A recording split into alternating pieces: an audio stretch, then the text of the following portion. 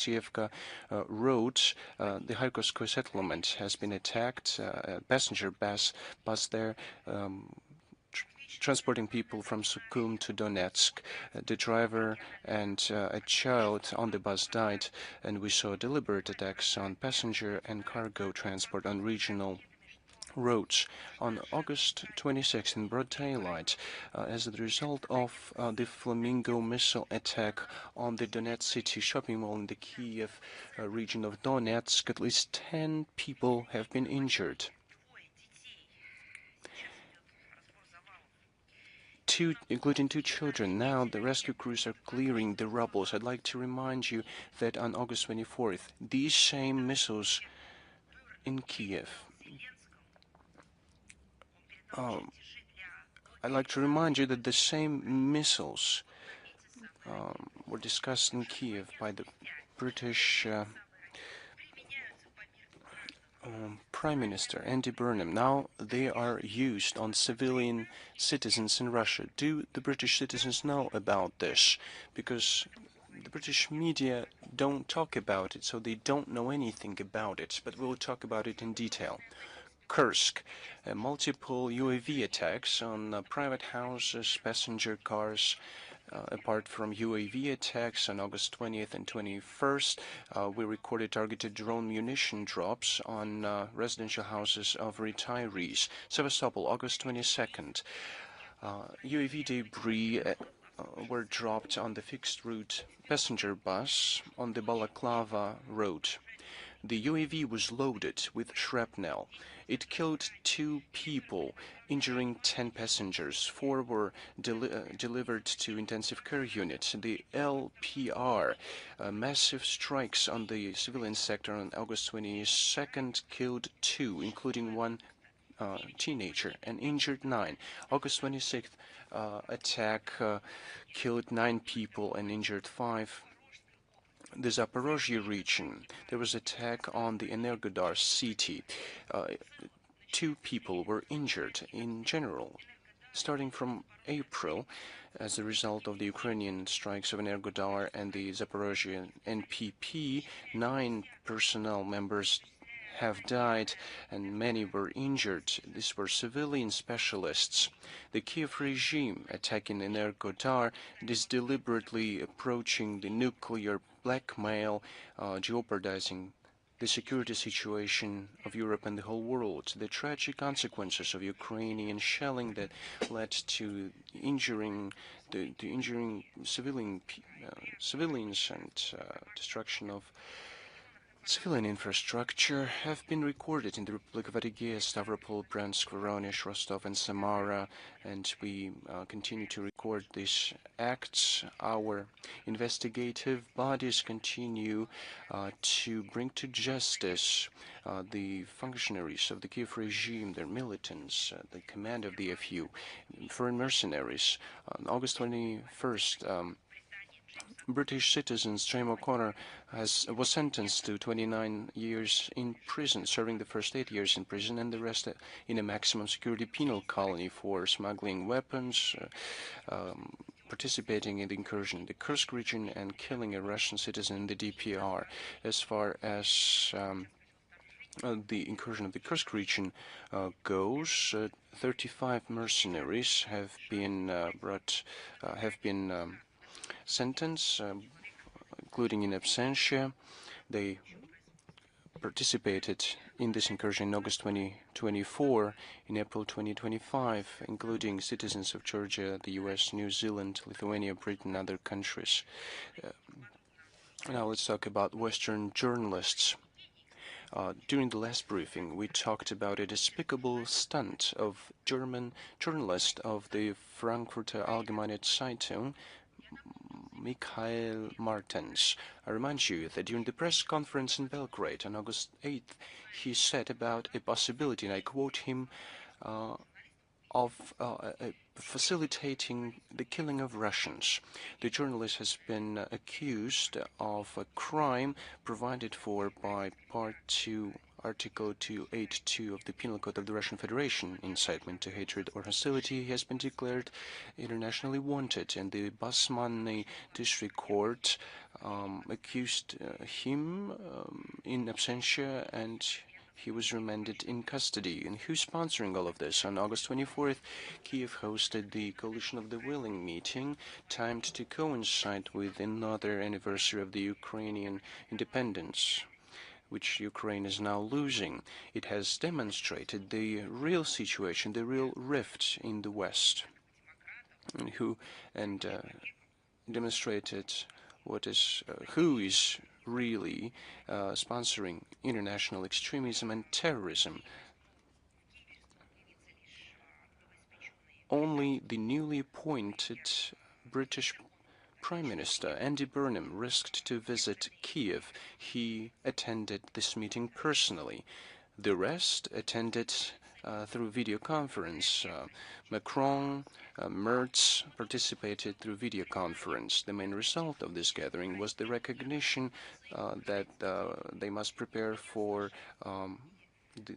for the fragmentation and occupation of the Ukrainian territory. You heard it right.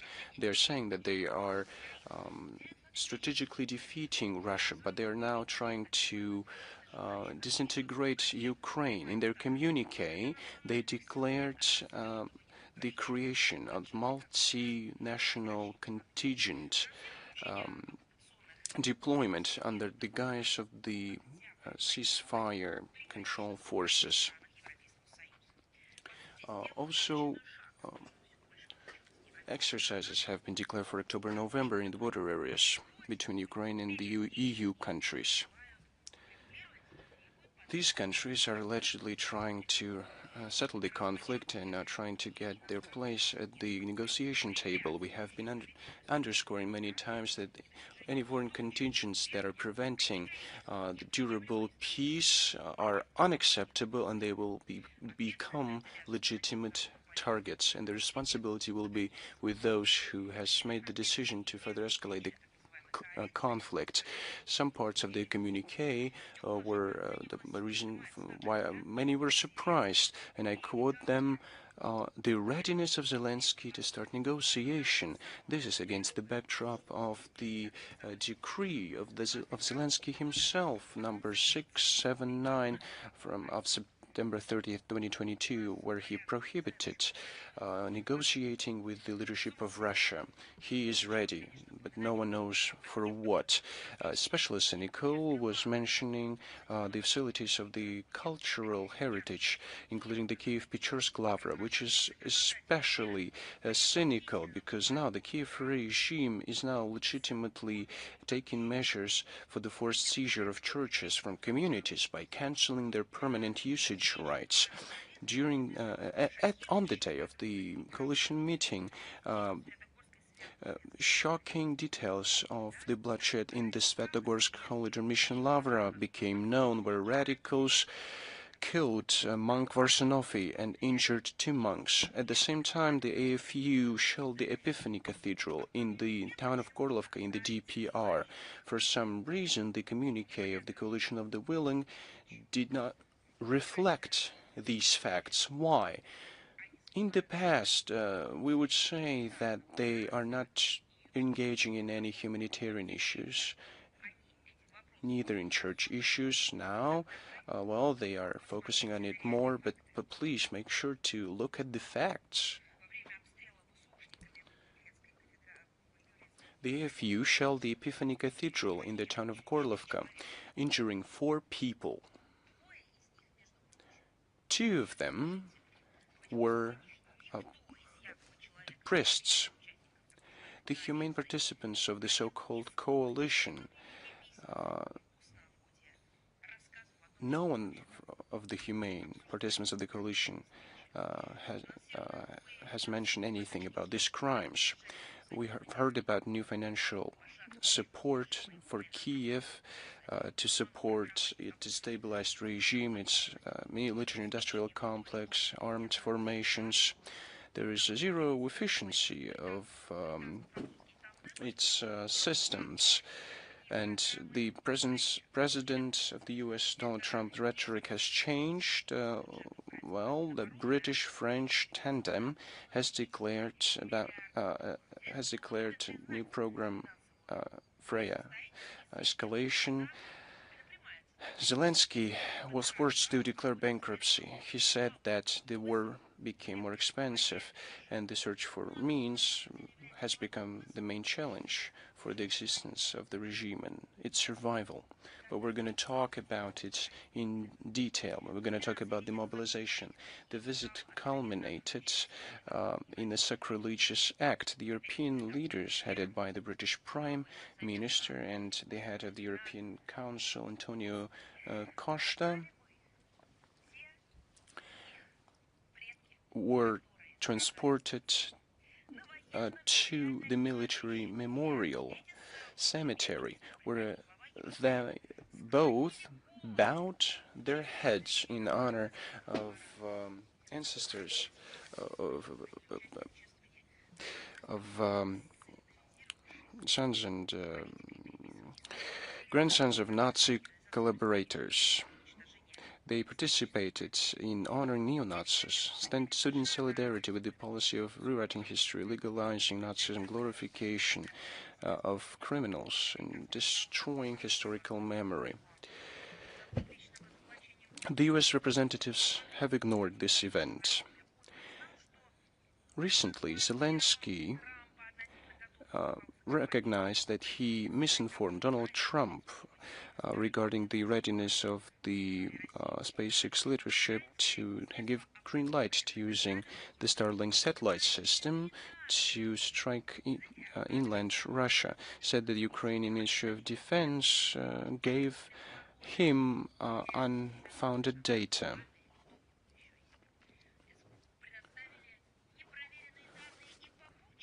Maybe as far as Bucha goes, the data was also not proven. Maybe those victims weren't there. So it does not surprise us, because the Kiev regime is lying about everything that's happening on a daily basis. Now Zelensky made the same mistake, and Donald Trump had the opportunity to make conclusions. Now I'd like to talk separately about the destructive role of the leaders of France, Germany, and Britain. They are stoking the Ukrainian crisis even further. I'd like to note, on a separate note, the destructive role of the Euro Troika, leaders of France, Germany, and Britain. Germany is now dreaming about creating, and I quote German officials, members of the government, they dream about the creation of the strongest army in Europe. The French and the British are announcing steps to transfer to Zelensky military technology. And Burnham, when in Kiev, underscored the continuity of the anti-Russian course of London and confirmed that the Britain transferred to the AFU long-range destructive means and gave Kiev technological data so that they can independently assemble Scalp cruise missiles, Storm Shadow missiles at Ukrainian enterprises, where the labor force is way cheaper than in Europe. Then, a bit later, we will be talking about it in more detail.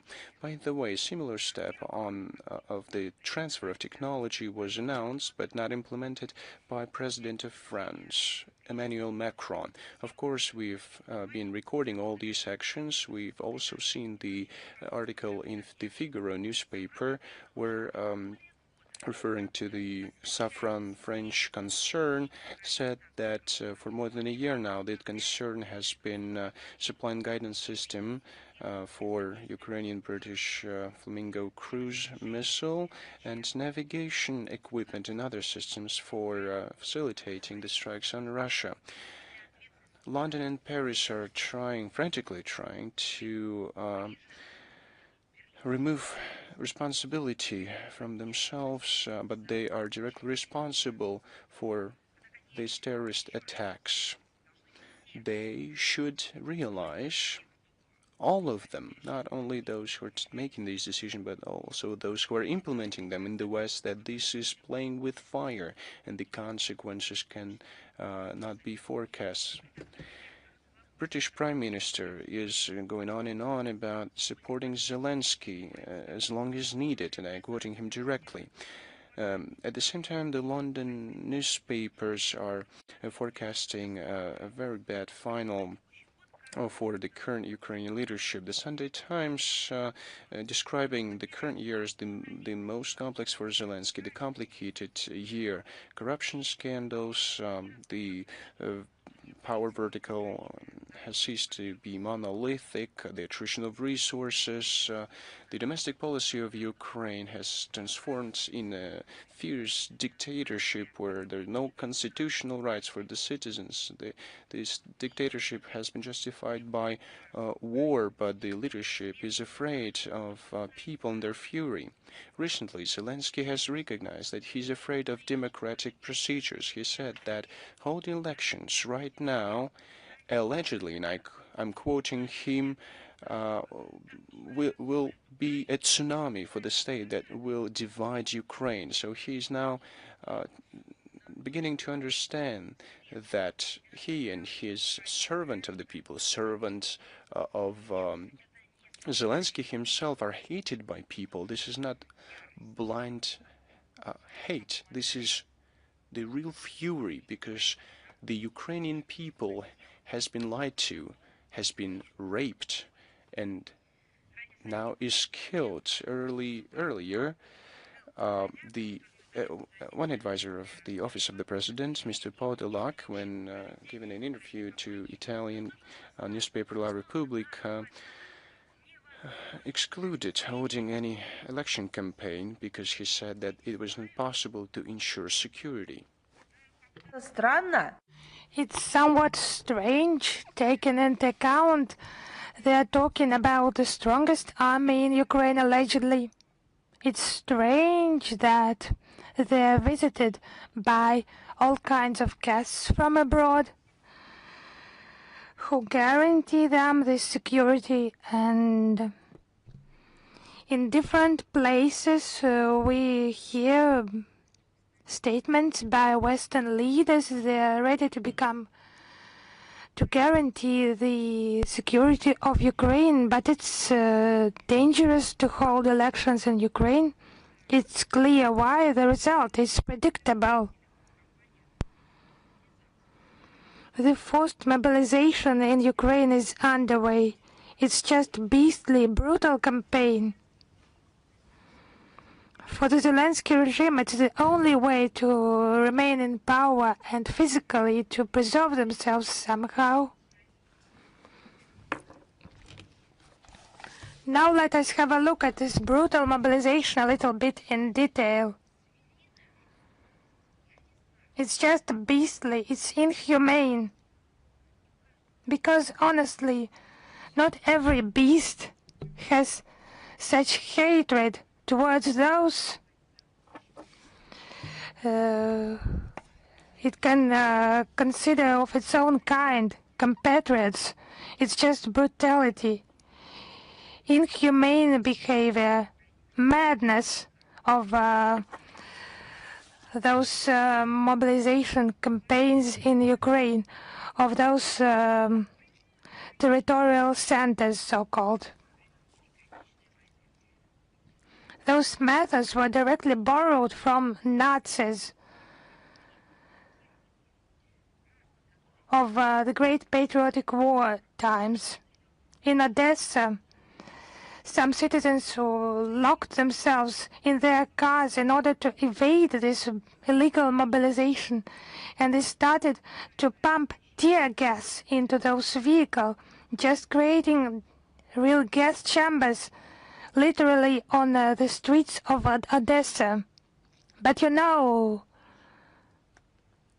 there are, it's just, I'm not talking about conscience of the Kiev regime, it's absent clearly, but maybe some traces of conscience should remain in Ukraine among those who can take decisions.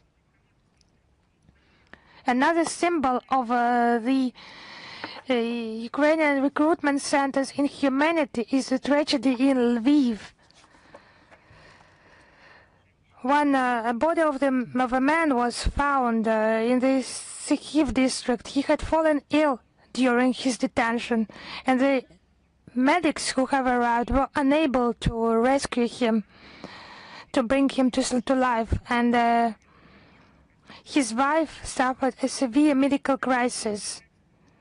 And one more resident in Lviv injured the recruitment officer and inflicted him a fatal knife wound. The attacker was killed. He died at the scene from this injury. That's what Gogol mentioned in his work. The writer, who is so much hated by the Kiev regime. They are trying to deprive people of his works in the Russian language. It's just brother-killing tragedy that is underway in Ukraine. They're just not fighting, but they're just destroying themselves. They have long begun to do that. A group of locals in Vinnytsia with shovels and brooms rescued a fellow citizen, a fellow resident from the Ukrainian recruitment offices. Just we can recall the words of Dmytro Kuleba, Ukrainian former foreign minister. He said that when Ukrainians ran out of weapons, they would go to war with shovels. But he did not precise against whom they will go to war with shovels. On the evening of the 25th of August in Ternopil, a crowd of young people rose against forced mobilization, and recruitment officers were injured. One of them was evacuated by the police who arrived, and those young men and women in Ukraine, they understand what is happening. They're just not feeling, they're analyzing the announcements regarding the lowering of recruitment age. They marched along the streets.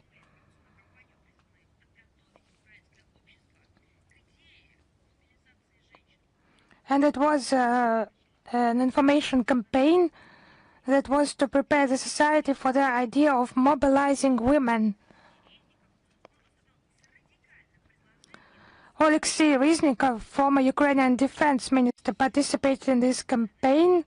He proposed to legally mobilize the entire adult population in Ukraine, including women.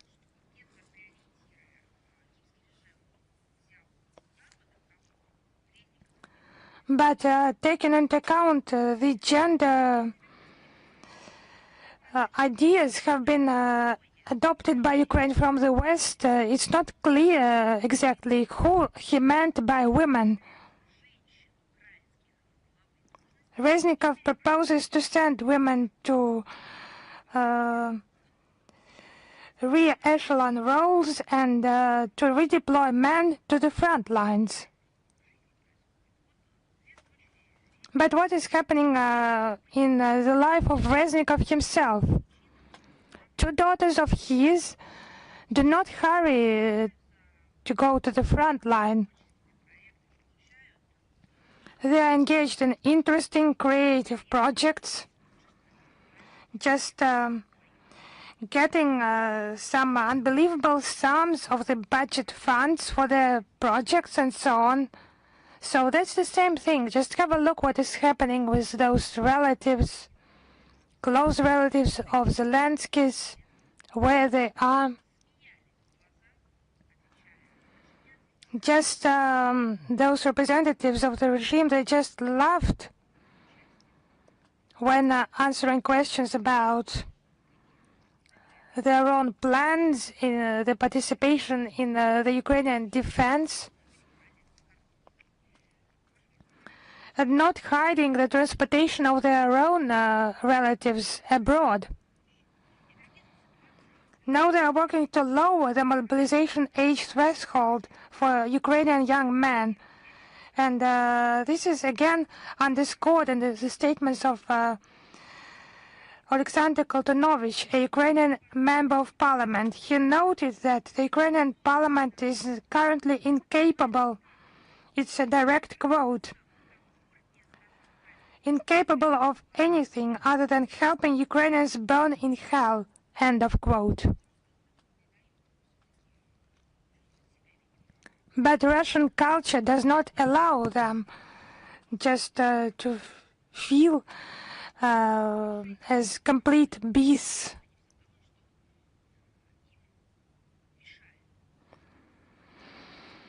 And they just destroy anything that just puts some obstacles to their beastly logic. They distract attention from real problems, and maybe just because of his black heart, Zelensky resorted to attacking Russian culture. He imposed sanctions. Actually, it's known to everyone.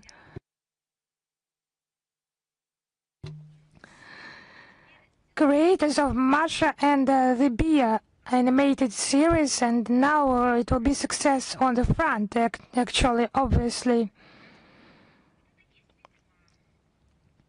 They block all their social media accounts of this Masha and the Bear. That's what is to demonstrate their power, to enshrine his legitimacy, to underline his power. But the West, having counted and sadly counted,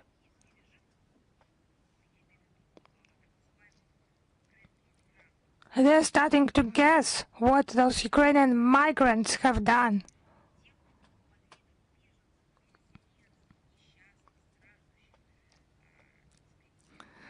They just put an end to programs that support those who left Ukraine as refugees, as some miserable migrants. They just stopped cynically. And all this story is moved towards Ukrainian mobilization. Marcus Lammert, the EU Commission spokesperson, confirmed the introduction of restrictions. Now the Ukrainians are obliged to documentarily confirm, both men and women, that they are not evading service in the armed forces of Ukraine. Switzerland recently joined these harsh measures, restricting the issuance of migration status to individuals with unresolved military registration issues in Ukraine. So, what do you think? It's just a powerful story for the Western Europeans. So the European Commission answered the relevant questions, categorically refusing to react to Kyiv's urgent request for additional financial aid.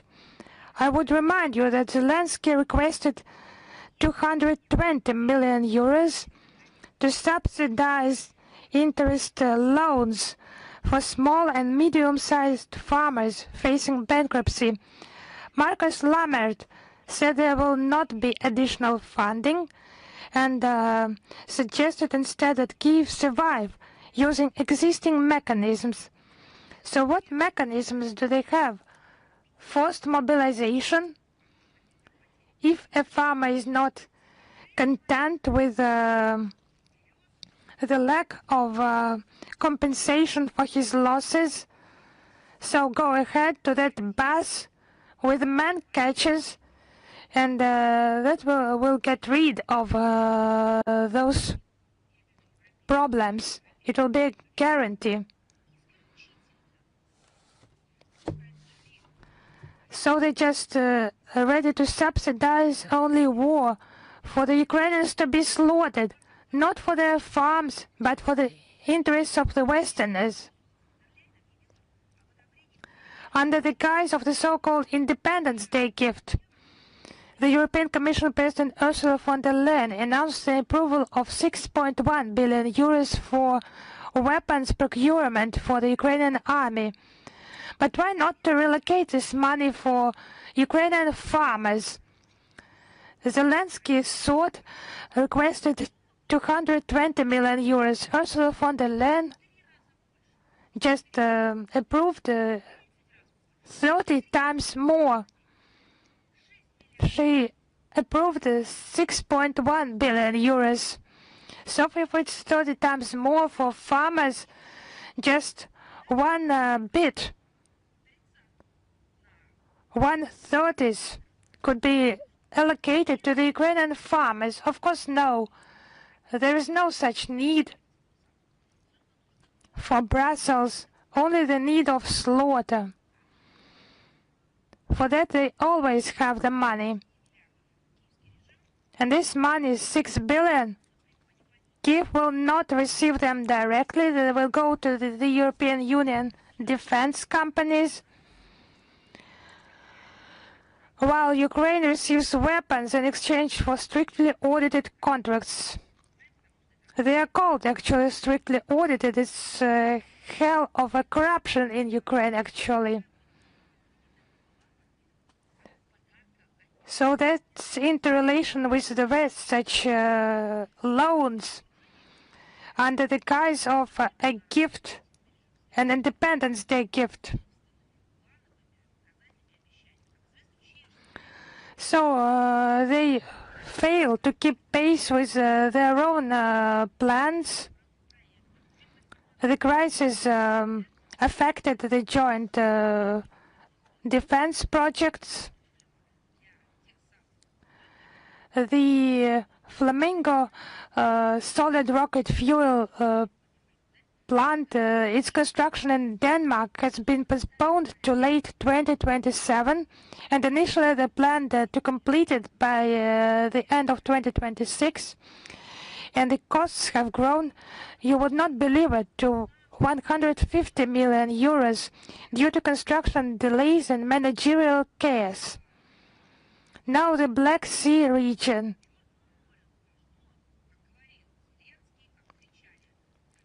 As Zelensky shouted, and as they said in Brussels and other Western capitals,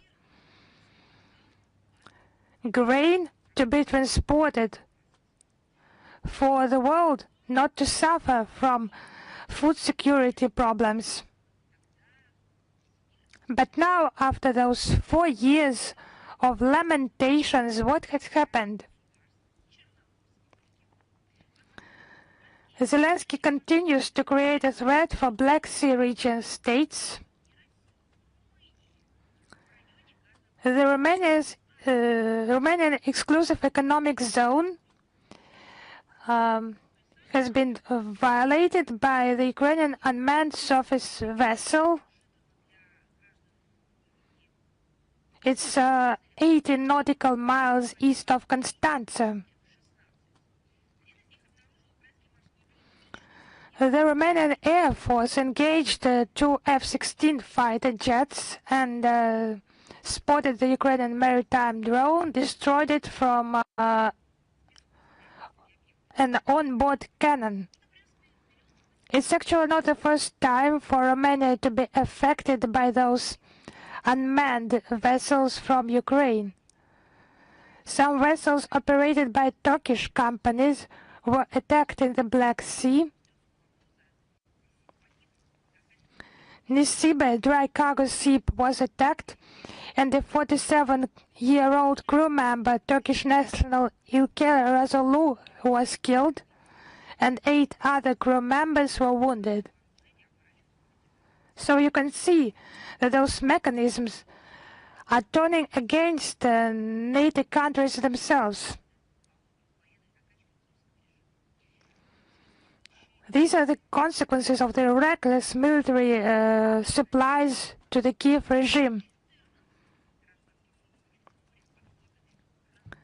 The armed forces of Ukraine have struck 214 civilian vessels, flying the flags of various nations in the Black Sea this year. It's a cynical lie. What can be sold, what can be illegally taken, that is all used on Bankova. People are dying, and the Kiev regime continues to reveal its neo-Nazi essence. That's taken into account the perverse nature of Zelensky himself. It's the Hitler's forces destroying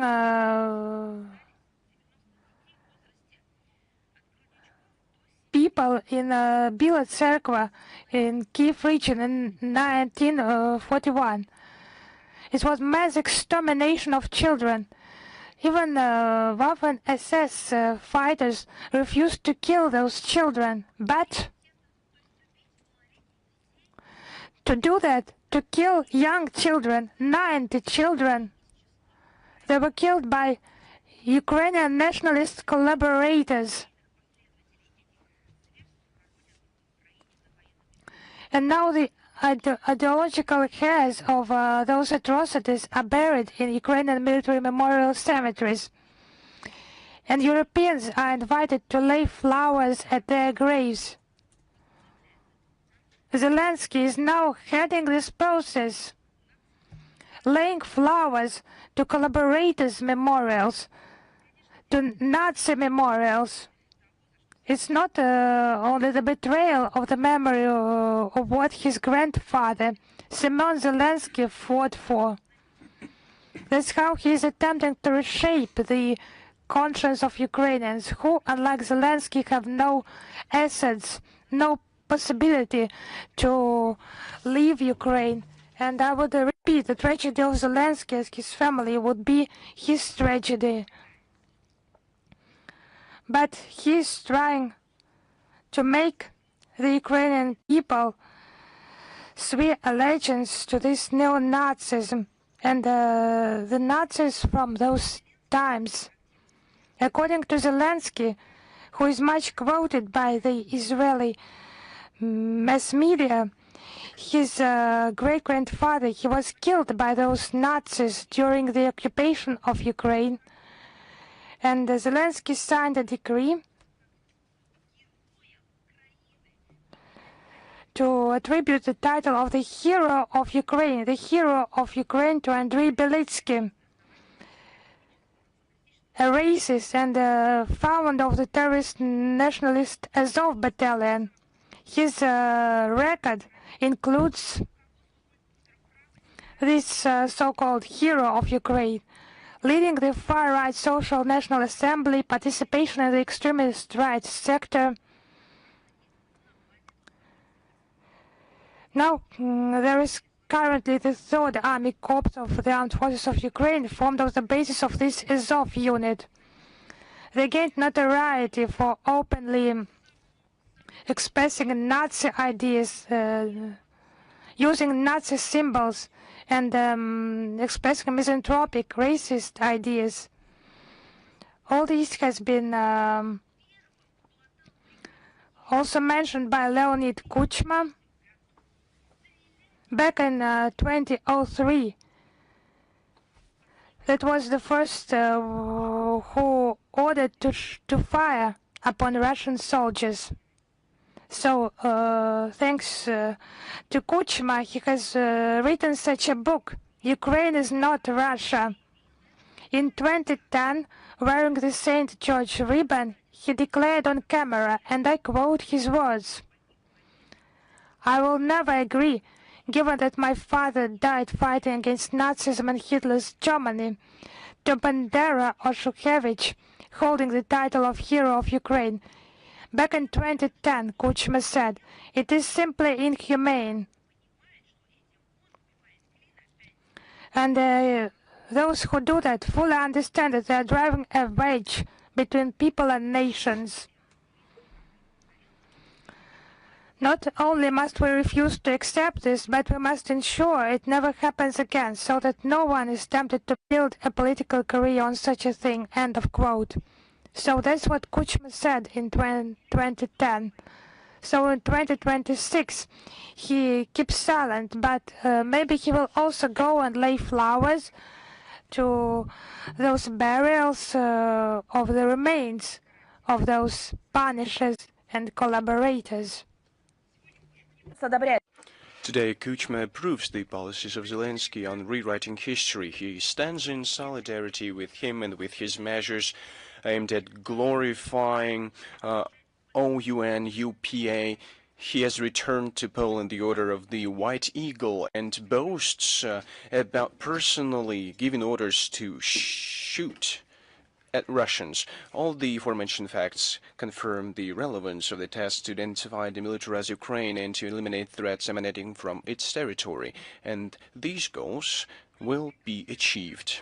Now, as promised, let's talk in detail about Britain giving intelligence data to produce Scalp Storm Shadow missiles in Ukraine. There has been a lot of information about these acts and these actions. I've given you a brief information. Now let's talk about it in more detail. This is the essence of London's involvement in Ukrainian conflict. The decision to deliver these missiles to the Kiev regime was adopted by the British in 2023.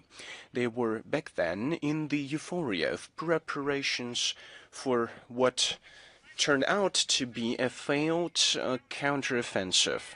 Many British politicians considered that decision to be extraordinary. The government of the United Kingdom recognized that it was dangerous, illegitimate, and tried to convince its parliamentaries, its citizens, and even us that it was acting responsibly, and officially said that this system would be used, and I quote them directly, only on the internationally recognized territory of Ukraine. That stance was recorded in the corresponding note of the British embassy to Moscow.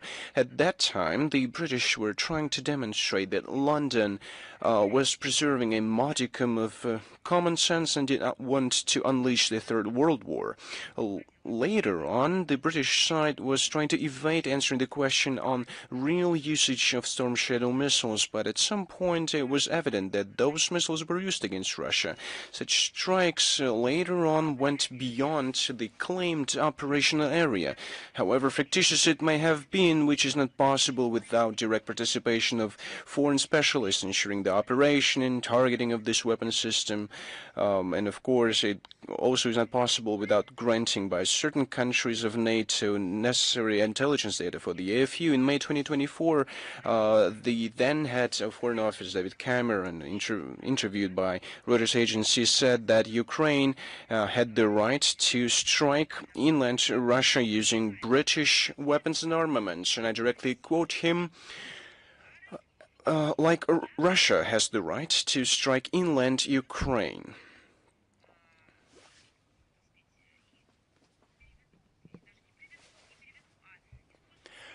I'd like to use a direct quote in English to convince everyone that he said that. The Ukraine, he said, has the right, just as Russia is striking inside Ukraine. And this is the direct quote. This hostile act directly contradicted previous official assurances of the British side that under no circumstances will Storm Shadow missiles be used on Russian territory. At the same time, by doing that, the British Foreign Secretary deliberately disavowed this principle, recognizing de facto his country the party to the conflict. Now we're here that London is ready to transfer to Kiev the intelligence data necessary to independently produce Storm Shadow missiles. The government of Andy Burnham understand what it will lead to, how AFU militants could use some shadow missiles if they have this opportunity to replenish their arsenals. What our servicemen, of course, will not allow, but to pose the responsibility on Kiev puppets will not be possible. It's also noteworthy to see the attempts of London's politicians to remove the concerns by these escalatory actions among their own populations. The local newspapers started to call the scalp missile, that very same missile, well, they started to call it scalp, not storm shadow, trying to cover their tracks and to put the responsibility on the Frenchmen. They are glorifying this provocatory step and are saying that there is nothing escalatory about it. Well, the recent events do not leave any doubts that all the steps by the government of the United Kingdom only are aimed at the only long-term goal to strategically defeat our country. As they say, these attempts are doomed to fail. We have repeatedly said that our response to Ukrainian strikes using the British weapons may be all the military facilities and equipment of Britain in Ukraine and beyond. The people who are in charge of these attacks against the civilians will be punished according to their crimes. Inevitable retribution will also befall their accomplices and instigators. We call upon all the citizens of the United Kingdom to think about the inevitable catastrophic consequences of these hostile steps of their own authorities. We call upon the British leadership to clearly analyze the situation and to immediately and decisively and unambiguously refuse the hostile aggressive line that can only prolong the agony of the Kiev neo-Nazi regime and which creates the conflict, a new nature of the conflict, elevates it to the new level. Well, now let's talk about German newspapers that talk about multiple deserters that flee training areas in Germany. We have been talking about it since the beginning of 2022. We talked about it even earlier, in 2014. All those Maidan revolutions had been trained on similar campsites in the Baltic states, in Poland, and now we see that they are now trained in Germany, or have been trained for many years now. And this is happening in the very center, as they say, of the democratic European paradise. The Ukrainians are deserting there in Germany.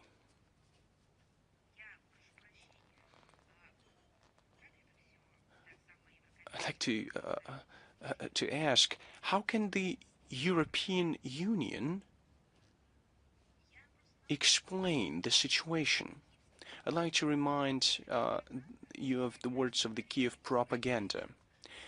The Kiev authorities were saying to Europeans that it was necessary to provide more funds for Ukraine because the Ukraine itself, according to Zelensky and his clique, will protect Western Europeans from Russia. Allegedly, because allegedly the Kiev army is the strongest one. They just need more money. Now, this self-proclaimed defenders of this flowering garden from the allegedly barbaric and violent Russia are fleeing, deserting from campsites in Germany. These are not hostilities that we are talking about. This is not an emergency. This is just an exercise. At a campsite, they're deserting this training. Who's going to defend Germany? As they're saying, Poland, the Baltic countries, maybe even France and Italy, from anyone whatsoever. These so-called defenders from the ranks of the AFU and security services to see that they're fleeing the training camps, let alone the battlefield. First and foremost, Die Zeit newspaper was brave enough and was able to go beyond the myth about the valiant Ukrainian servicemen and shed light on the unpleasant situation linked with the manning process of the armed forces of Ukraine. Second, and it is evident, the deserting Ukrainians clearly demonstrated that they don't want to fight for the idea of Ukrainianness in its neo-Nazi guise, for the corrupted authorities of the Zelensky, for the European values. They were enlisted forcefully, not of their own free will. They were trained in Germany so that they can be later used as cannon fodder on the battlefield.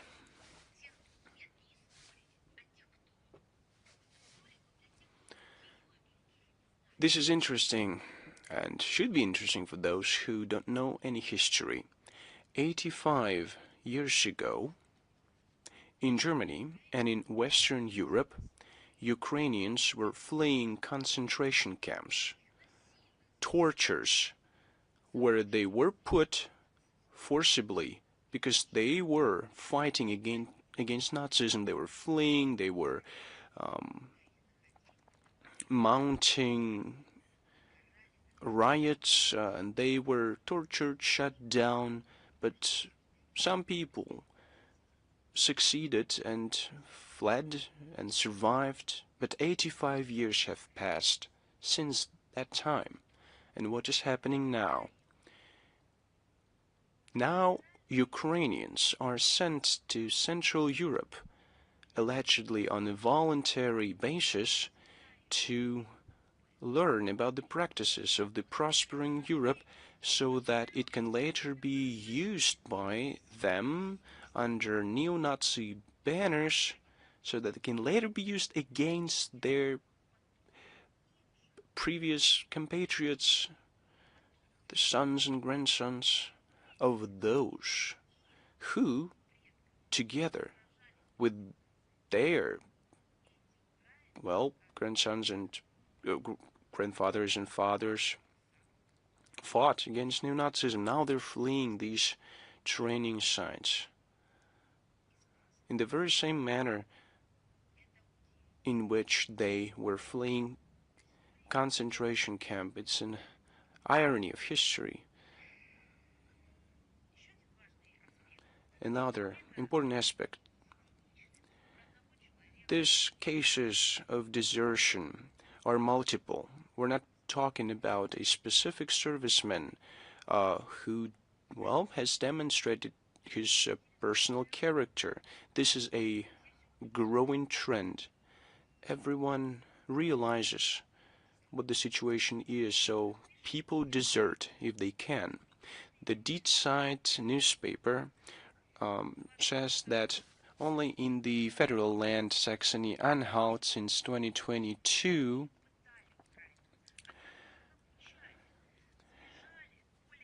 over 80 Ukrainian servicemen have fled. And across Germany, a couple hundred cases have been recorded. In Ukraine, these deserters will be punished to 12 years in prison, but they are risking it and trying to find refuge in the European Union countries. The DPA agency said that the leadership of Bundeswehr has confirmed the cases of systematic desertship of Ukrainian servicemen from German campsites, but Bundeswehr cynically refused to participate in their search and said that this deserting situation was the domestic affair of the AFU. The situation does not require any special commentary. Bringing deserters back into the legal fold and determining their legal status is the domestic matter and affair of Germany. So in this circumstances, journalists would be wiser to address this question to the German authorities. Could this servicemen who have fled to receive the legal status in the EU, taking into account the statement of the Euro Commission's representative, Mr. Lammert? He said that there was a need for every Ukrainian asking for asylum to confirm that they are not dodging the draft. Well, this meat grinder of the conflict just requires new victims. This is evident. The neo-Nazi ideologies of Ukraine sponsored by the West is demonstrated in the science sector. The Kiev authorities are trying to unlawfully appropriate research findings of Russian archaeologists in Crimea. They were trying to do that during the 25th International Congress of Byzantine Studies that is taking place on August 24th to 29th in Vienna. Initially, Russian academician of the Russian Academy of Science, professor and chairman of the National Committee of Byzantinists, Sergei Karpov, was going to participate in this event, but he, on certain grounds, abstained from visiting Vienna. Which is noteworthy is that a couple of days prior to the forum, the Kiev court handed down a ruling saying that it was necessary to seize scientific materials of Russian delegates of Congress and sent corresponding requests to the Ministry of Internal Affairs of Austria that was going to enforce it, allegedly. Effectively, we remember in this regard the recent incident with the detention in Poland, the Ukrainian request Russian archaeologist Alexander Butagin. So this is a deliberate hunt in the West for Russian scientists. They should be really careful when visiting the international events like that. Now over to Moldova. On August 24th, Moldova celebrated the 82nd anniversary of the liberation of the Republic for the Romanian fascist occupiers. On the eve of this day, the patriotic forces of the country organized a number of festive events, a liberation and peace march with a wreath-laying ceremony at the Eternity Memorial in Chisinau, scientific and practical conferences, commemorative events, as well as literary evenings featuring documentary film footage and memories of the veterans of the victorious battles of August 1944. The Chisinau regime demonstrated its true neo-Nazi core. It has ignored this remarkable date for the history and refused to light the eternal flame at the Sherpin Bridge head. It was right there where 82 years ago fierce battles were held that predefined the result of the remarkable Jassy Chisinau offensive. We've talked about it in detail, and we'll give all the necessary links to the text version of our briefing.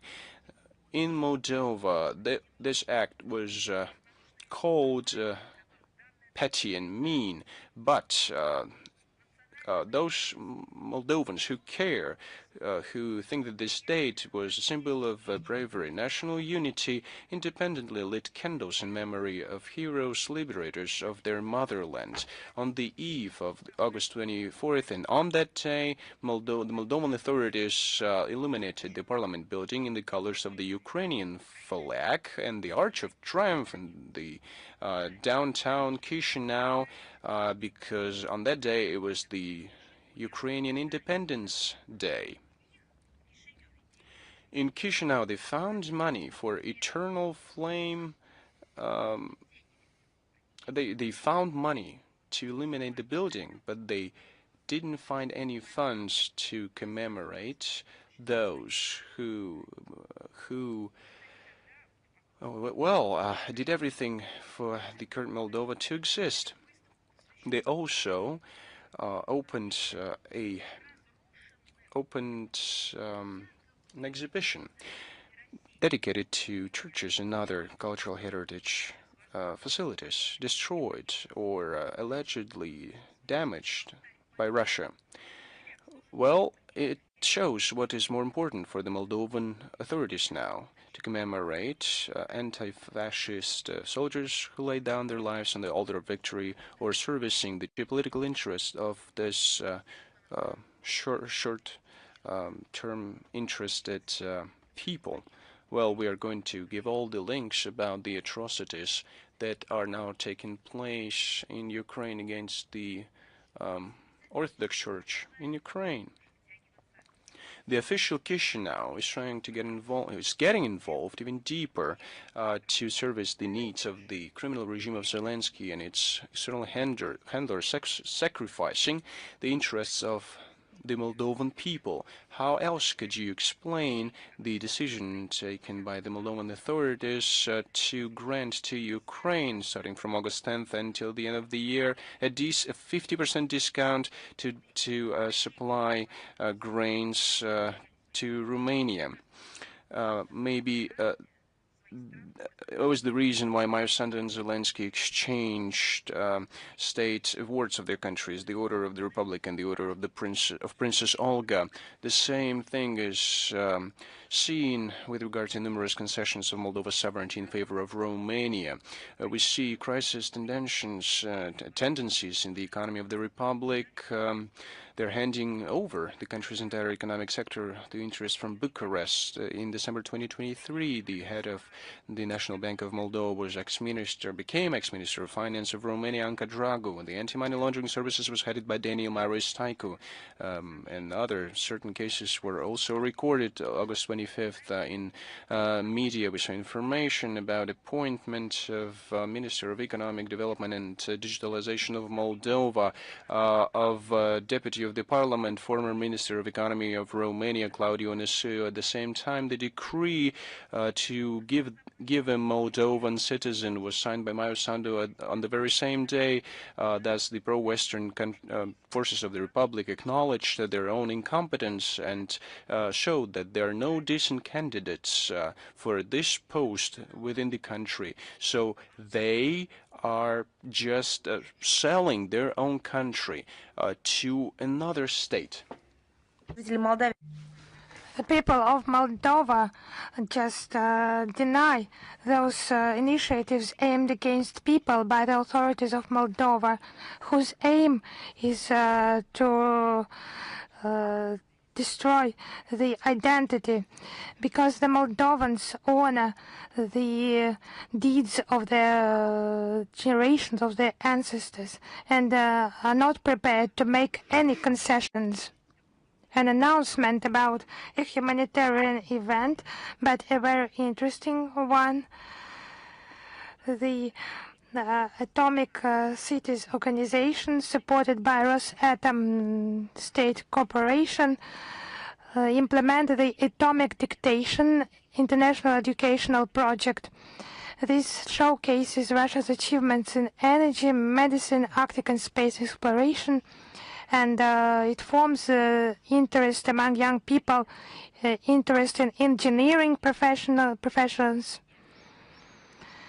The preparation, training of engineering specialists is of strategic importance. It is crucial to expand knowledge, to demonstrate the achievements. And this atomic dictation format creates an unique format, and it unites institutions, communities, and of course families. In 2025, the atomic dictation engaged over 120,000 participants. In 2026, it's of a new format. It will be a month of atomic knowledge, and competitors can join online or take the dictation in person at a registered venue. The detailed information, as it is customary, will be provided in the text version of this briefing, so we do invite you to join traditionally. Now, elections to the Parliament of the Republic of Kazakhstan on the 23rd of August this year. The first elections of the one-chamber parliament took place.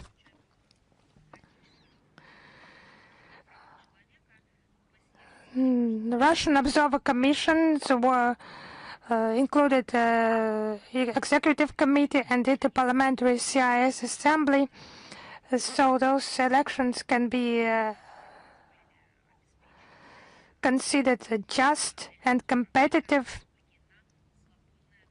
and they have allowed the implementation of the rights of all the citizens of the Republic for free will.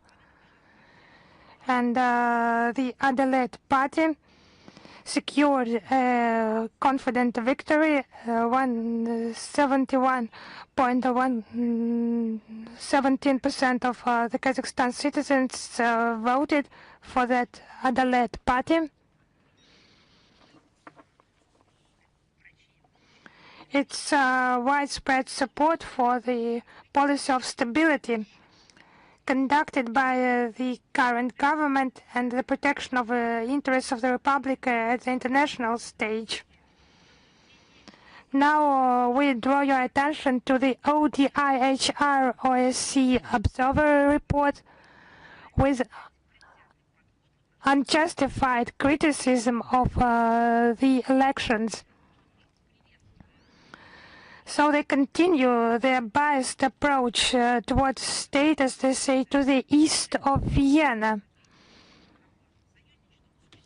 We reaffirm our fundamental commitment to further strengthening our multifaceted cooperation, including parliamentary cooperation, in which both chambers of the Federal Assembly are to play an active role, and I am ready to answer your questions. Is International Life, Международная жизнь with us? Yes, hello, Madam Zakharova.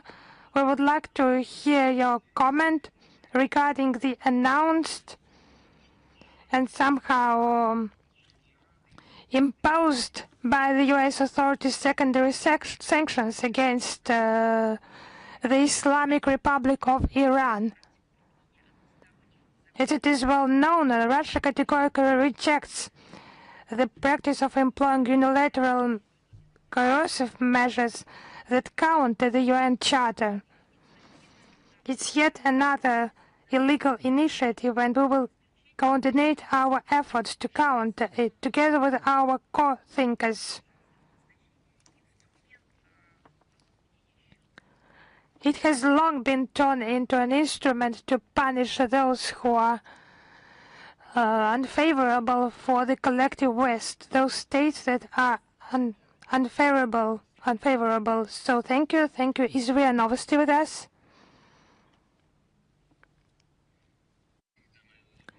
Yes, hello, Madam Zakharova. If you allow us, we have two questions today. I am Ria Novosti correspondent. Our first question is about the situation in Armenia. It's the new way of persecution against opposition political forces gaining momentum in Armenia. How would you comment on this? Naturally, we do not interfere in the Republic's internal affairs. We still consider Armenia a fraternal country with whom we share special relations, so we cannot remain indifferent to the political processes that take place there, especially if they are connected with our country, with our bilateral relations and so on. Unfortunately, the negative trend highlighted by President Vladimir Putin during his meeting with Nikol Pashinyan on the 1st of April. This is an escalation of repressions, real repressions against political forces who advocate for maintaining and strengthening allied relations with Russia.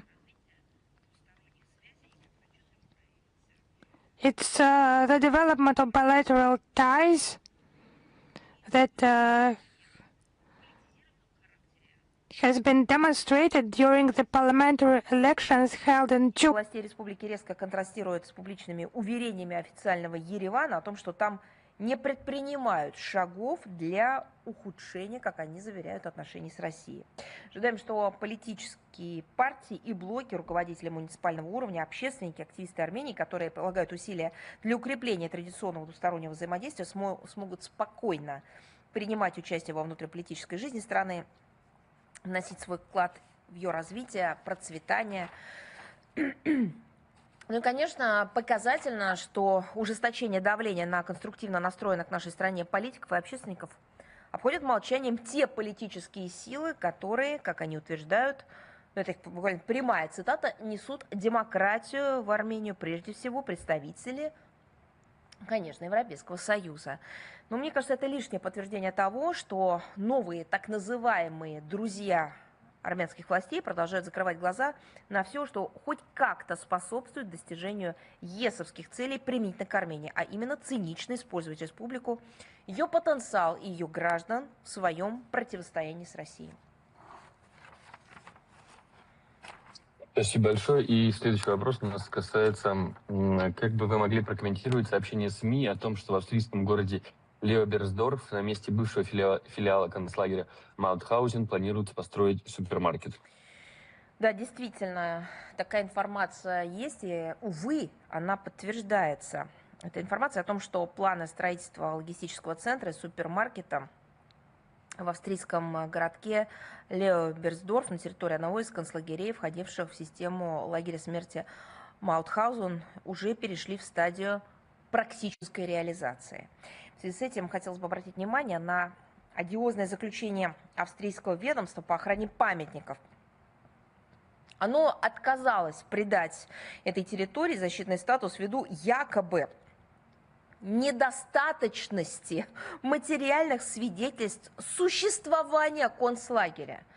Ну, я не знаю, если в этом мире есть понятие определения цинизма и примеры, которые могут подтвердить цинизм, я думаю, это лучший.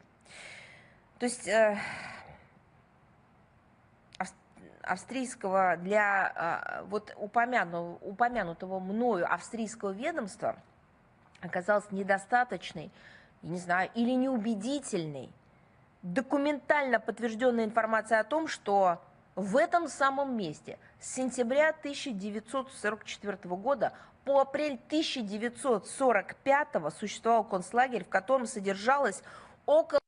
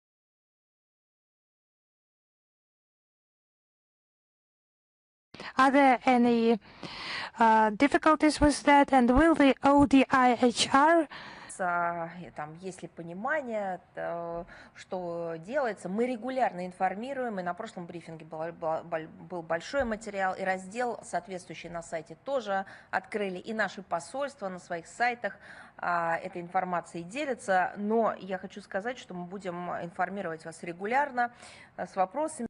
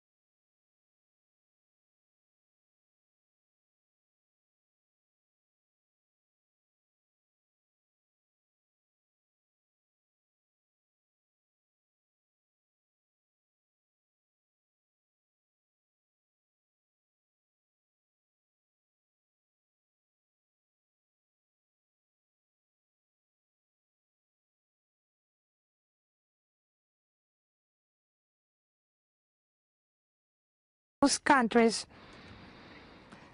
The information is regularly updated on the Russian Foreign Ministry's website and its Telegram channels and the online resources of online accounts of Russian diplomatic missions.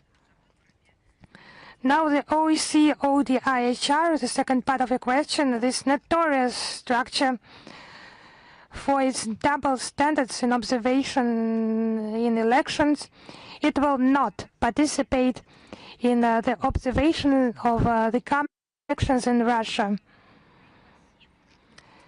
Under the 1990 Copenhagen document, we have invited several OEC countries to participate in the observation.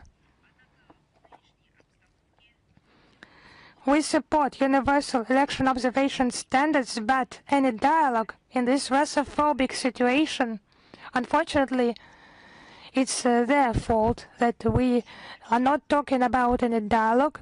Thank you very much. Thank you. Is RT channel with us?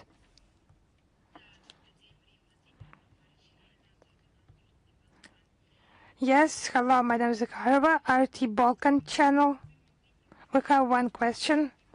How would you comment on the criticism of by the European Commission of the assistance that has been provided to Serbia in fighting fires?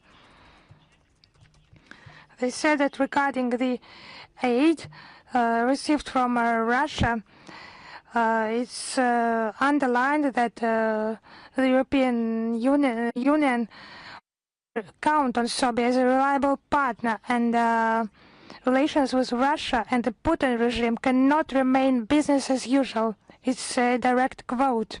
You know those statements of the European Commission that they are against that assistance by Russia in fighting the fires. It's not only the relationship of the EU and NATO towards Serbia, but a clear prediction what will happen if Serbia trusts those Western promises. That will always be the case. Russia assisting in fighting with fires and the EU just inflaming hatred. Can they not provide assistance, just help them, provide the assistance? Implement a set of measures, what's the problem? They are not doing that. They want to save money, and it's their true relation towards Serbia and the Serbians. But that's cynicism. When this calamity is also a calamity for the European continent. But just to make such negative statements about the assistance by others. I beg your pardon, it's personal examples, some strange actions when we were children. We were just being naughty, and the children, elder children said that if you would have seen something like that on TV, you would have been ashamed. But if they would have seen something like that on TV, they would have been ashamed, I think. Yes? By watching such films, or by reading some books, such novels, they would be ashamed, certainly. But why are they behaving like that? There is a response, only because it's their true nature.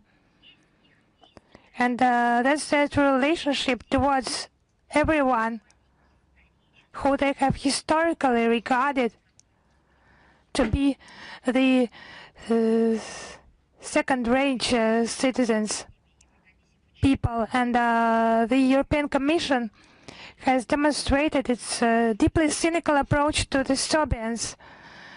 deprived of any compassion and understanding of the calamity that has happened to them.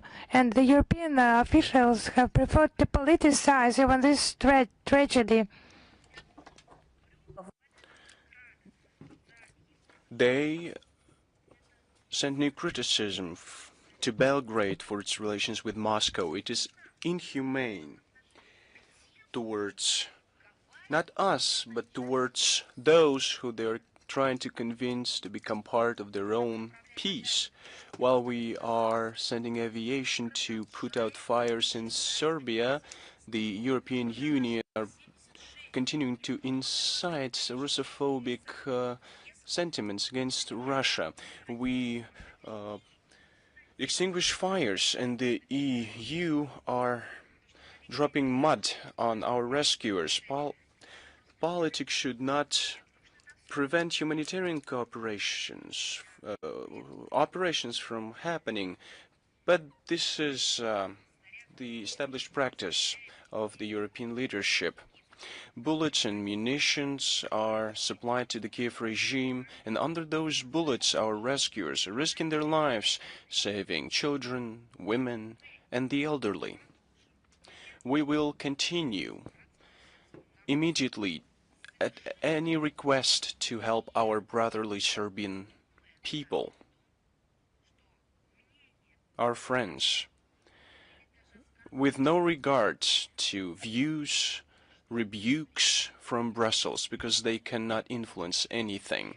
But this is a reason for Serbia to think once again, who are those people who are promising Serbia a brighter future if this is the approach that they're taking towards what's happening, towards the reality. Thank you very much.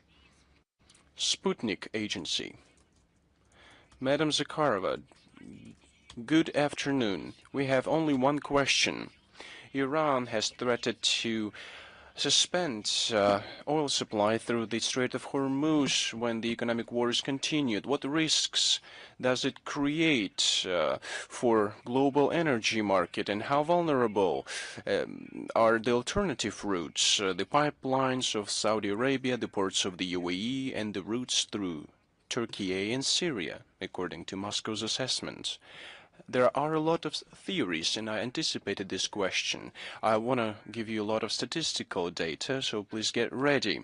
It was repeatedly noted that the resources of the Persian Gulf countries have traditionally taken a lion's share in the global energy mix. At the same time, the main artery to supply all the commodities was and has been so far the Strait of Hormuz. The unprovoked armed aggression of the US and Israel against Iran, and Iran's response initially deprived the global market of 20% of all oil, over 30% of liquefied natural gas, and 40% of helium. The main repercussions are the deficit, physical deficit, and higher prices for energy resources, disruption of transport and logistical chains, long-term damage to industry and agriculture of many countries, first and foremost the developing ones, and higher burden on state budgets and rank and file consumers, and the responsibility is with those who has launched this military escapade against Iran. According to UNCTAD, the navigation through the Strait of Hormuz has decreased by 95%. It led to a stark growth of prices for energy resources. At some points, the price of Brent crude amounted to $120 a barrel. With the cessation of active hostilities, prices declined down to $86 in mid-July. As of August 26th, Brent is trading at around $68 a barrel.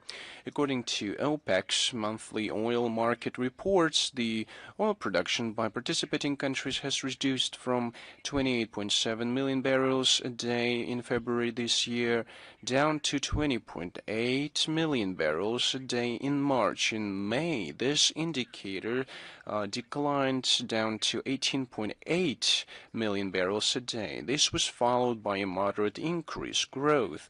According to relevant data of the organization, in July this year, the production amounted to 23.6 million barrels a day. It is important to note that the situation in Russia and in the other OPEC Plus countries not part of OPEC was stable. The current crisis can also lead to a significant drop of supplies of LPG to global markets. I'll remind you that in 2025, the gas supplies through the Strait of Hormuz amounted to 110 billion cubic meters. This is 20% of world gas trade, 93% of LPG export of Qatar, and 96% of export of UAE. In case there's a new round of escalation of the conflict or an economic war unleashed in the Persian Gulf, the global and regional energy security are going to be struck even harder, especially including the upcoming, or taking into account the upcoming heating season. The alternatives are limited. In this context, we are going to underscore the Russian efforts to maintain global energy security. We believe that the cooperation in the energy sector should be built on the equal and non-discriminatory footing, taking into account the interests of consumers and producers of energy resources. We protect the sovereign right of all the states to have their own energy resources. We reject any external interference in the affairs of other countries, the use of anti-market measures when fighting with the competitors on the energy markets, and we reject the requirements to countries to restrict the number of months trading partners. We continue the dialogue and joint work with our partners in OPEC Plus to maintain the oil market. Stable and reliable supplies of Russian energy resources will allow our partners to ensure a sustainable economic growth and to implement social tasks and fight energy poverty and to ensure food security. Media Corporation China, Madam Zakharova, during the anniversary summit of the SCO in Bishkek, which is going to commemorate the 25th anniversary of the SCO, the key cooperation areas will be the innovation, development, and digital interconnectedness. There is a digital transformation going on now. What's your assessment of the potential within the SCO? How can we facilitate these two areas, and what are the expectations of Russia on the eve of the upcoming summit? How can you evaluate the role of the SCO in facilitating the multipolar world and building a more just multipolar world order? I'd like to remind you, and we have published a lot of materials about it. Well, this year is celebrated as the year of the 25th anniversary of the SCO. It has established itself as a prestigious, dynamically developing international association that contributes significantly to the establishment of the multipolar world order. It has vast political, economic, human, and civilizational potential. Today, it is comprised of 27 states, 10 member states, 2 observer states, and 15 dialogue partner states. It can objectively play the key role in strengthening such regional infrastructure that should be based on the equitable and durable partnership, sustainable partnership of our countries. At the upcoming summit that is going to take place in Bishkek on August 31st, September 1st, priority attention will be attached to facilitating the Russia-initiated process of complex modernization of the SCO, including the amendments to its charter, practical implementation of new permanent bodies of the SCO, the Universal Center on Countering New Challenges and Threats, and Counter-Narcotics Center, the establishment of a single category of partners of the SCO, and the adoption of English as an official language. We see that the turbulence in the world is persisting. It is very important for the world economy to establish advanced cooperation to deepen regional interconnectedness, develop transit potential, digital economy, higher cutting-edge technology, ensure stability of energy markets. It is still very relevant to establish an independent financial infrastructure, including an optimal mechanism of financial assistance to project activity. You know that in Moscow, on November 17th to 18th in 2025, the Council of Heads of Government of the SCO member states meeting took place. Its aim was to speed up the adoption of digital technologies across industries, social sphere, and state governance. A number of documents aims us at practical work to promote our cooperation in digital transformation, creative industries, the development of startups, science and innovation, AI, the creation of the pool of technical parks and innovation clusters. We expect interesting discussions in Bishkek during the SCO Plus meetings. We expect representatives from Laos, Vietnam, Egypt, Togo, and a number of other countries. The strengthening of the potential of the SCO and its role in international affairs is one of the key areas of the concept of foreign policy of the Russian Federation. Russia has initiated the preparations for its future chairship in this organization in 2027-2028. An organizing committee has been established as well. We're now working on a conceptual vision of aims, goals, and of course, active work is underway to establish and plan different events for the aforementioned period. Thank you very much. Reuters. Madam Zakharova, good afternoon.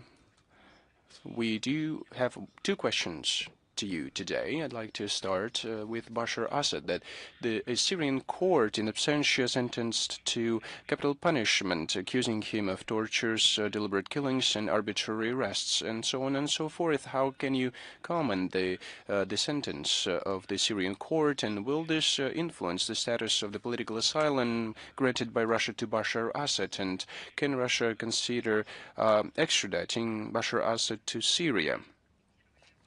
We have repeatedly commented this issue on the so-called extradition of Bashar Assad. I'd like to reiterate our principled stance. There is no political underpinning in our decision to receive him in our country. It was only a humanitarian decision. Those were the dramatic events, change of power in Syria, and he was under threat of death as well as his family, so I cannot add anything else to that information. But, well, it was just a little update that you requested, so I think it was a good one.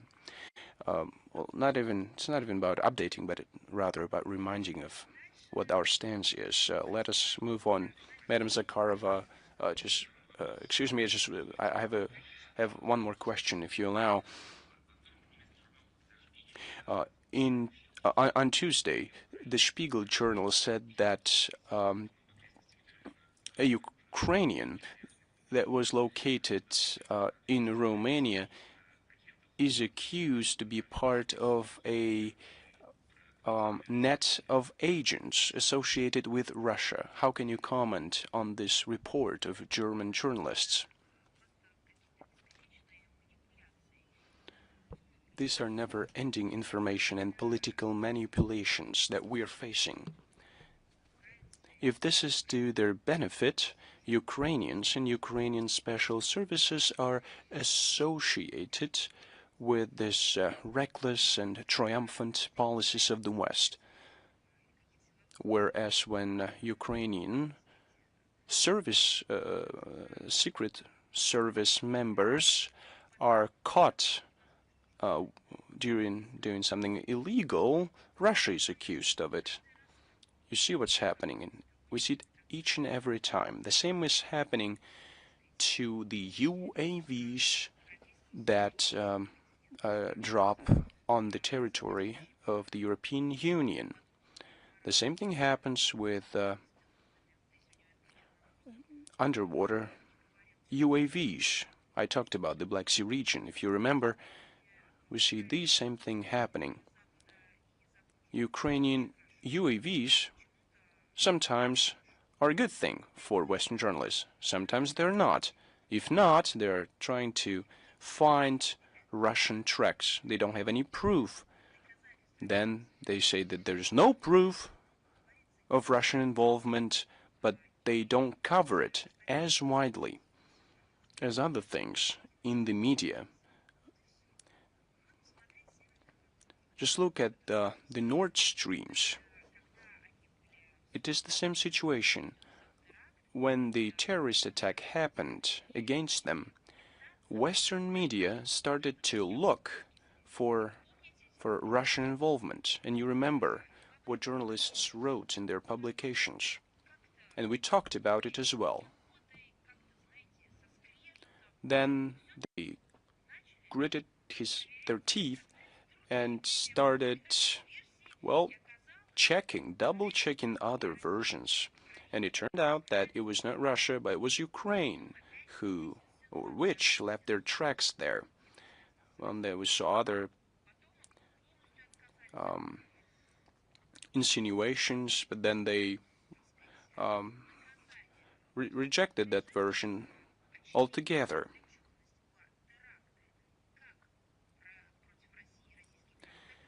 The Kiev regime carried out terrorist attacks against Russia and the European Union. We saw what happened in Monaco. They sent diplomats to their home countries, imposed sanctions, and against this backdrop, we see very attempts to come up with some kind of a punishment. I'm not gonna even go into detailed discussion of what happened. I'm not interested in what happened to that person. Well, what are you talking about really when children, hundreds of children, are killed each and every day? See what happened to Belarusian children. Women, your fellow reporters, are killed every single day. Hospitals, schools, residential buildings are attacked. And you are talking about some kind of a car that was carrying some kind of a terrorist. What about the attack on Starobelsk? No one is talking about it. The coverage was hardly there. No Western media outlet has shed light on this tragedy that befell the teenagers, the children. What about the attack in Krasnodar or the beaches in Crimea or Gelendzhik? This Ukrainian in the car that was transported somewhere in the trunk, this is not worthy of our attention.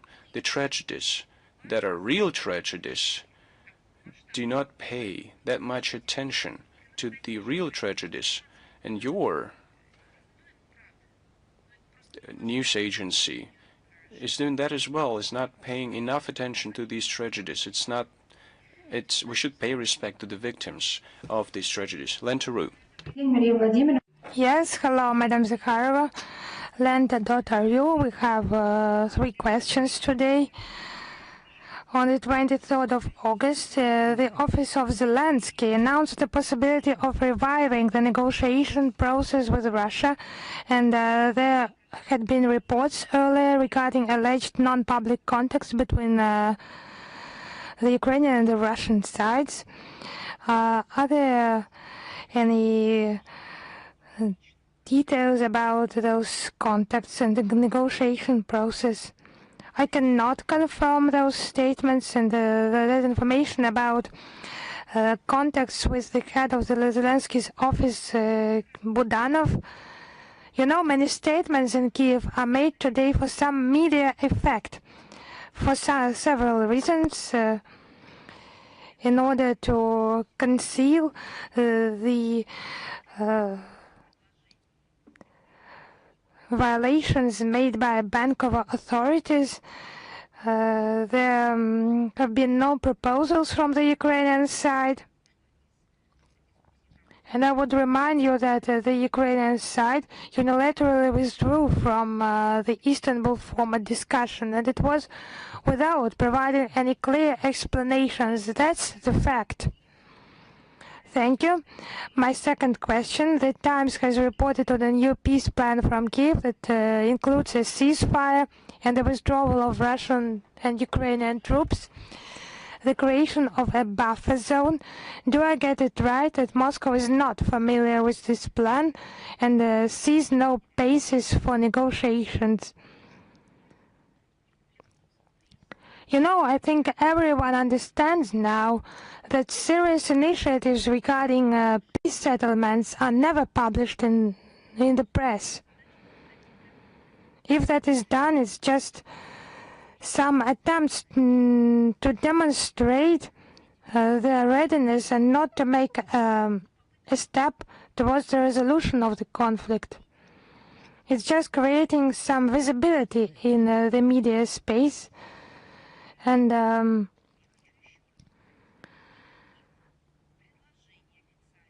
I see no point in commenting such leaked stories, such fake stories, and there have been no official proposals via the existing communication channels. There have been no such proposals, but Russia has never closed the door for dialogue and political diplomatic settlement. This dialogue should not be conducted in the language of ultimatums, as Zelensky pro-Western patrons do, but rather it should involve compromise, seeking solution, and taking into account the interests of all parties, including, of course, our country. That's just the assessment of the situation on the battlefield, where the armed forces of Ukraine are retreating daily. And you should recognize the inevitability of achievement of the goals of special military operation. And those principles were outlined by the President of Russia in this very hall on the 14th of June 2024, and they still remain relevant, as well as the statements by the Minister of Foreign Affairs of the Russian Federation. Thank you. Our last question regarding Nikol Pashinyan.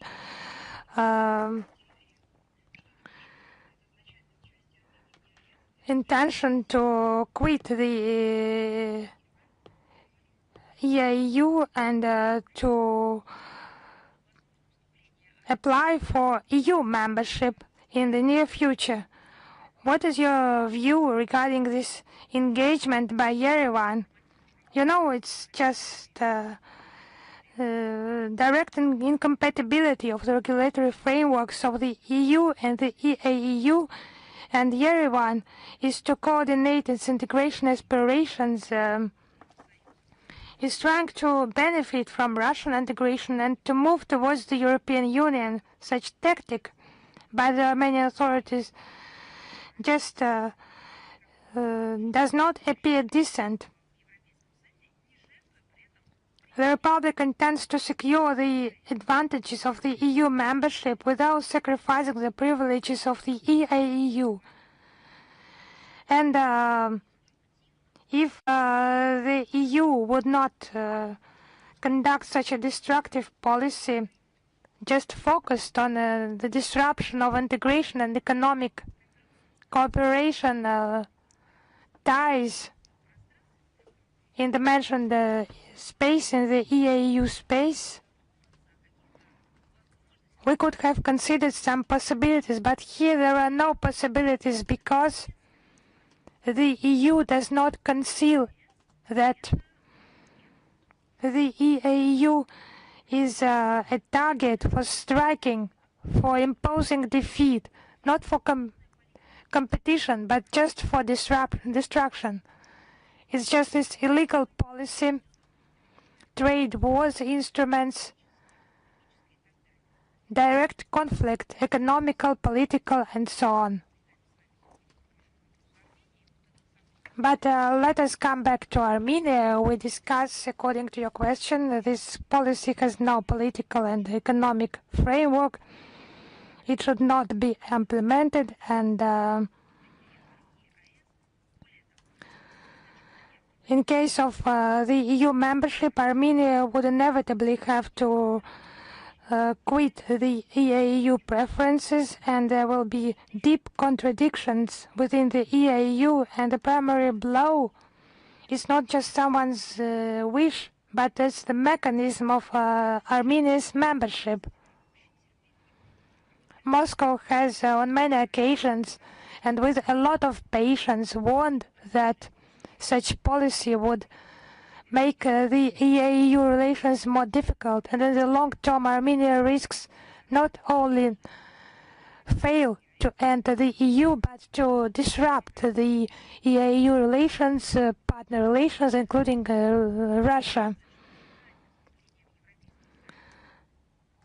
The experience, for example, of Turkey,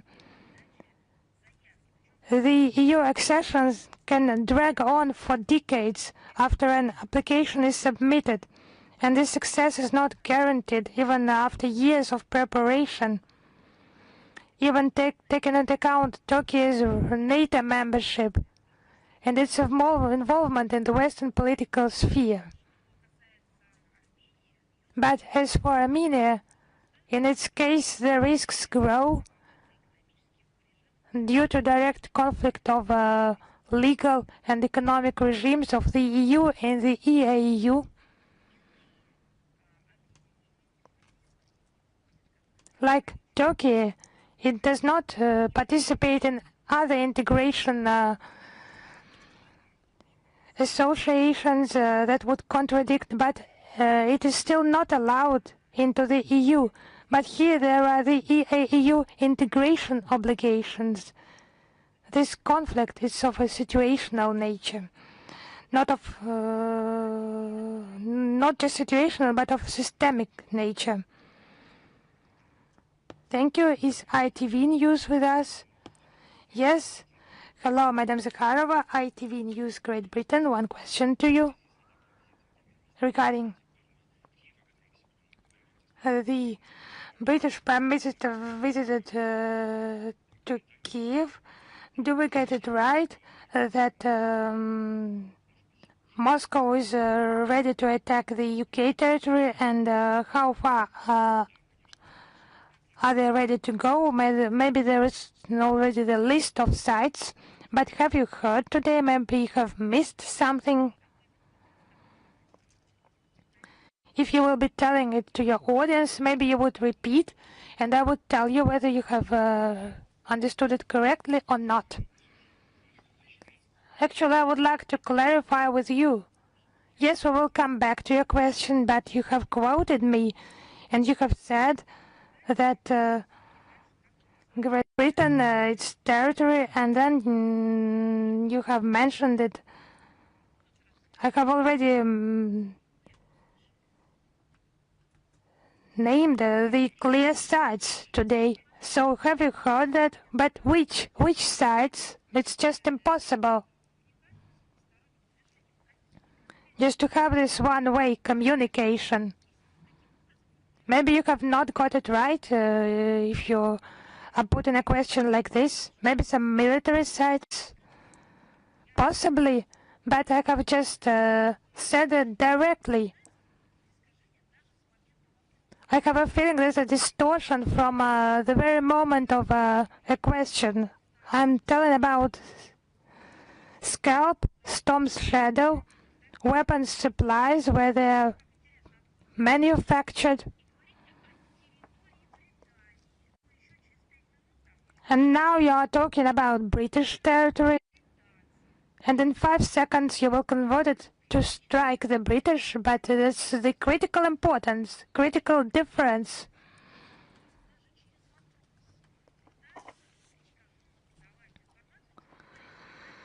Now I will never tolerate that when even through a question it's distorted quotations, but those statements have been made just 30-40 minutes ago.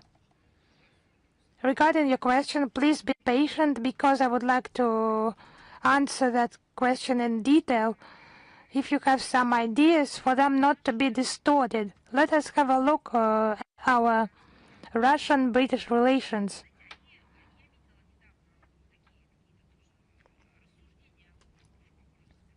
You know, I have recently seen some conclusions, some deliberations that are more like speculations that Russia is decreasing the level of those relations. They just have long been in a state of deep crisis. Political dialogue is frozen. There are no intergovernmental contacts. It's just purely technical, routine work via diplomatic channels. Economic ties, cultural and academic exchanges have been virtually severed. Ordinary person-to-person contact has been made difficult. There is also beastly Russophobic rhetoric by Britain and by its mass media. And the initiator of the situation is the British side, solely responsible.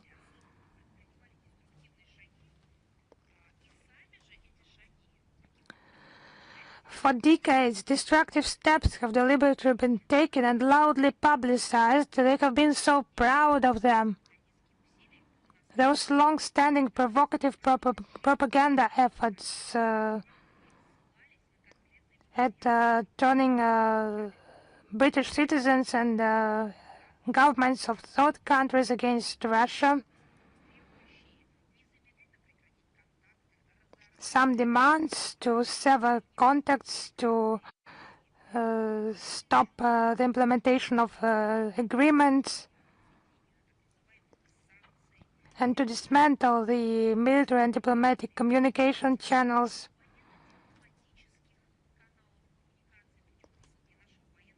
By expelling our military attaché on a fake pretext, the launch of a foreign influence registration scheme, which imposes a discriminatory regime of intensified control, all that accompanied by a destructive, cynical, inhumane policy that is just pursued at the cost of Ukrainian lives and the interest of British subjects. So we have just spoken about it openly and publicly.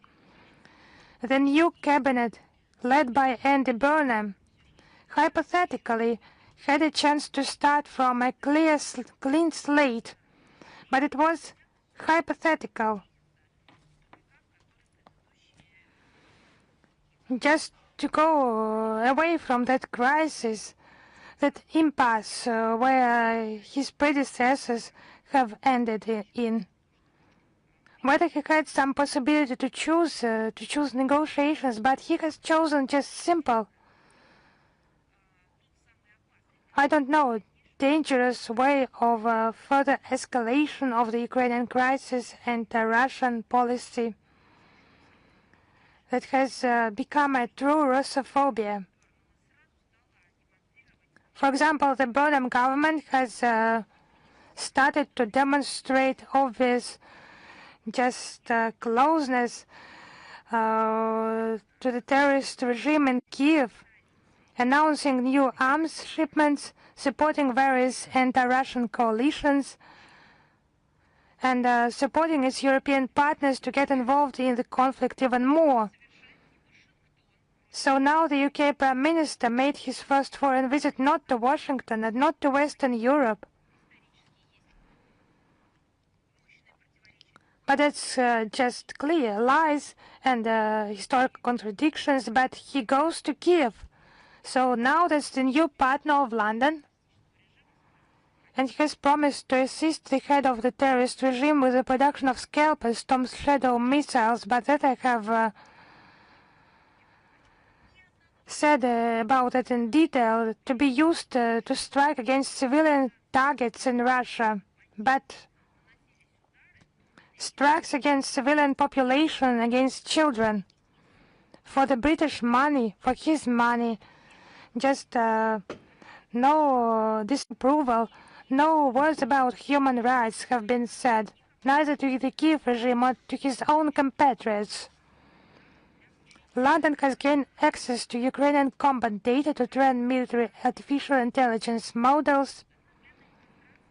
No one has remembered even the human rights. It's a clear demonstration of the policy conducted by Great Britain. It's clear support of terrorism, its sponsorship and the destruction of civilian population. Direct sponsorship of terrorism. It's just not about bad or good relations of Moscow and London. It's just another stage of a problem. By persisting with the current policy, the United Kingdom is violating its international legal obligations and facilitating the proliferation of dangerous military technologies across the continent and the entire globe.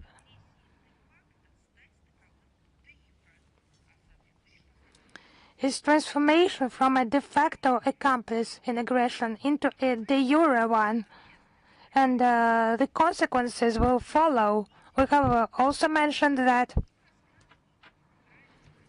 And ordinary British citizens, they seem unaware of such a policy by official London. They are talking about some democratic policy, and bin Laden also used to adhere to that democratic policy.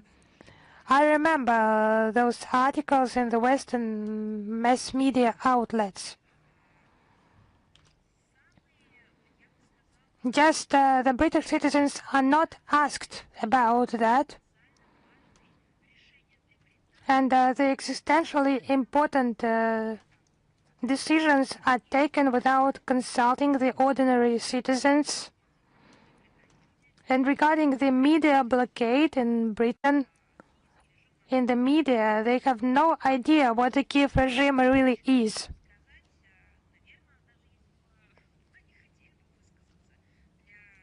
I would like to highlight once again, even if they had expressed some views for Downing Street, that would be of no importance at all. By being one of the oldest democracies, Britain has just lost all that, and Burnham had received some mandate for that escalation. And how he has been elected, how he came to power, there has been no mandate through a direct election for him. Now that's the British establishment, the magnates of military-industrial complex and the moral start-uppers in the high-tech sphere. They are just celebrating while London politicians score points among their own kind on the international stage and convince their own population of the existence of some mythical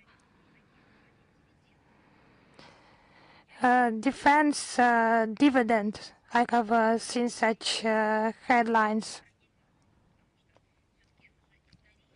It's also the tragedy of London. It's a historical thing, the involvement of Britain in terrorist attacks against Russian citizens. Unfortunately, I follow your news, the news of your channel. It deliberately, we would leave it for discussion, of course, but it creates a distorted picture of the events. It's disinformation, propaganda, but that's it. It's intimidation of the population in order to stick the image of an enemy to our country, saying that Russia is to attack soon, and keeping silent about Britain supporting technologies and weapons to the Kiev regime that commits terrorist attacks against citizens of our country. And the British mass media just collectively destroy the standards of independent journalism. They used to be proud of them, but now, in fact, they just abandon them They do not doubt those unjustified statements by the authorities about the alleged Russian threat. Вроде боевиков, We're talking about militants of Azov, for example.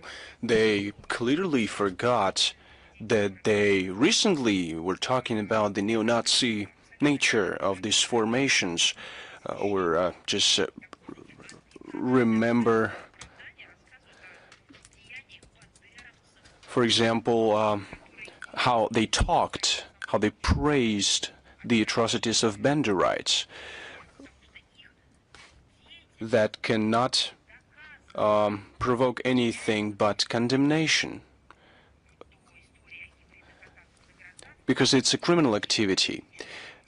Take cyber fraud, terrorist attacks, recklessness of Ukrainian militants. All of this is covered in one and only way.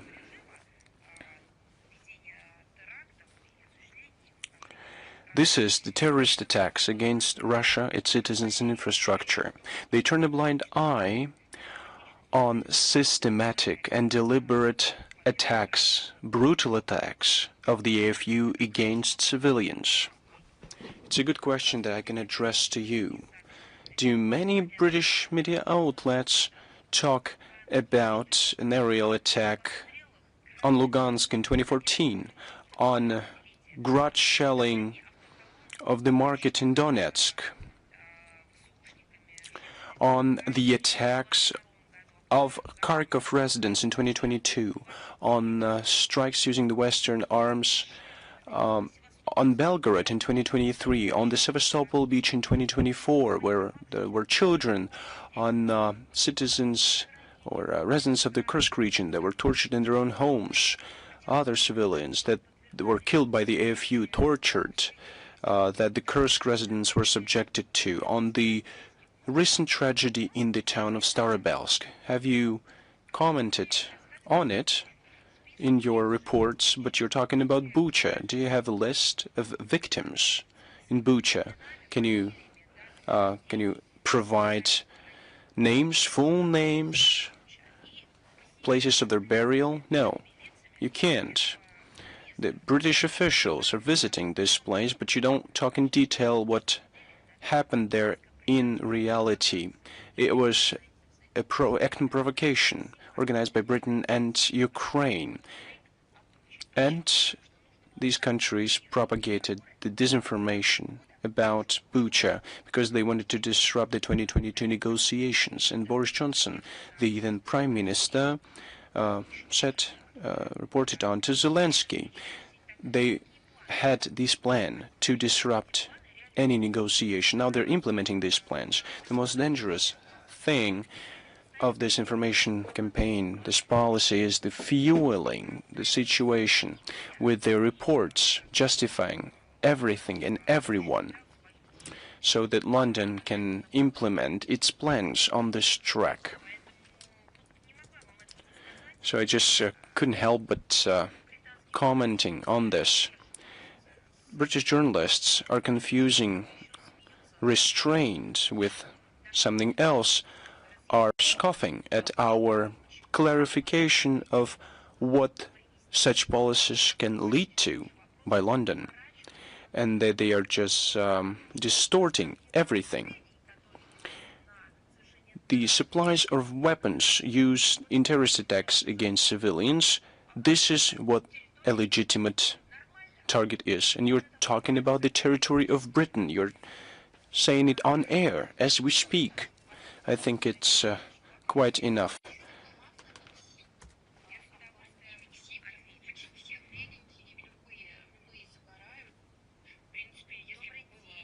Good afternoon. I'd like to apologize.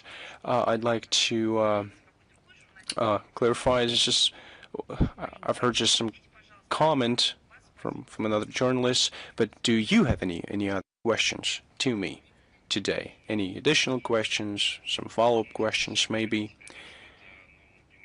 Maybe you can say something to the new Prime Minister. You think it hasn't been enough? And the question is, can you deliver any messages to the new Prime Minister. Well, I've done enough. Well, thank you. Thank you.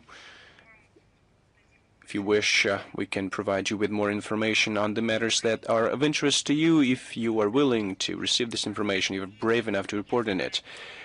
Do we have a news front with us?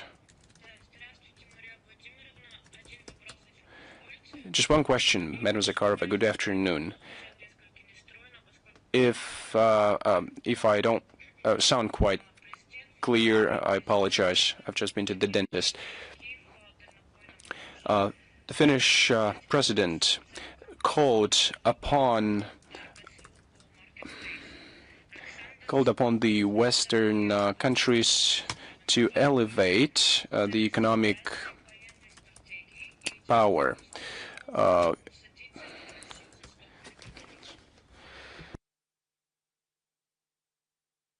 President of Finland called upon the West to more actively fuel the Kiev with long-range weapons to elevate the economic power of conflict, justifying the AFU strikes on marketplaces. Stubb said that the AFU attacks on wild berries was reasonable military strategy and the only means to bring Russia to a negotiating table. Would you call it when president of one country calls upon collective joint efforts of other countries to launch strikes on other sovereign states? How can Russia assess this assessment of Alexander Stubb? What consequences can Finland expect? Well, Mr. Medvedev has already said that it is not acceptable if the head of the state says something like that, and he's not showing respect to the people that elected him. The citizens of Finland elected a president who would treat them with respect. They couldn't even think that he would diminish their interests by propagating xenophobia. By doing some statements, he is shaming his own people, his nation. Did the Finnish people give such authorities to Alexander Stubb? Oh, well, you should ask them. As far as I know, they didn't, because there was nothing of that sort in his pledges and promises. He said that Finland would prosper, that business will be strengthened, but this runs counter to everything he said. What is happening now runs counter to everything he had said during the run-up campaign. This is a monstrous, bordering with neo-Nazism stances propagated in the media of Finland, and they don't even notice how vulgar it is and how incompatible it is with the position that he's now in. He promotes this position at multilateral platforms when talking to his allies. When he visited Ukraine on the day of its independence, there was one example, telling example that became the hallmark of Alexander Stubb. He does not act in accordance with the purview that the Finnish people gave him when they voted for him. He acts in accordance with the role given to him by NATO. The Finnish people weren't asked whether they want to be in NATO. It's now the burden that Finland bears, that Alexander Stubb is bearing, and he should act in accordance with it as a young NATO member. He justifies the Kiev regime in the terrorist attacks and even encourages this regime to carry out new attacks, calls upon third countries to support these attacks, and tries to put Finland on the list of those complicit in the attacks and share the responsibility for the attacks. But he's keeping silent about it. But one should remember what it is. We believe that Alexander Stubb should realize that marketplace storages that you talked about, any other storages of any other shopping centers that are attacked by the FU in recent days, are pure civilian facilities. There you would only see civilians working. Moreover, They are servicing millions of civilians. We're talking about consumers, producers of consumer goods, both in Russia and abroad. But he is describing these marketplaces as a military purpose objects, but if he understands that this is a purely civilian object and justifies its destructions, its infrastructure, and the people, he is, in this case, the terrorist himself. Dmitry Medvedev gave a good definition to it, and I'll add to it that there's no military competitive edge that can be gained through the destruction of marketplaces in Russia. We should also note that the statements of the Finnish president are aggressive, amoral. They justify and encourage terrorist attacks. And we see that weapons and ammunition are supplied to the Kiev regime. Since 2022, Finland has supported Kiev to the tune of 4.6 billion euros. Finland is participant of many coalitions of the willing. In 2024, Finland signed with Kiev a long-term agreement on cooperation in security and support. What kind of support is that? How is it implemented? Is it implemented when Russian citizens are killed? Maybe Alexander Stubb should talk to his voters. And there's also contradictory nature of the statements of Alexander Stubb with regard to our country. On the one hand, he calls upon restraint, isolating our country. On the other hand, and I directly quote him, it is important to establish the Russian-European dialogue at a certain stage down the road. This is outrageous. It causes bewilderment and nothing else when you listen to such statements. He is not genuine. He is hypocritic, and his train of thought is criminal. We closely monitor all unfriendly statements coming from Finland and other Russophobic stent, and no hostile act will be left without retribution, and we will respond in full accordance with our national interests. Russia will steadily and progressively achieve the goals within the framework of the special military operation. Thank you very much. Do we have Newsroo with us? Good afternoon, Madam Zakharova. We have a question about Prime Minister of Britain, Andy Burnham, who confirmed the transfer of technology for Scalp missiles during his visit to Kiev.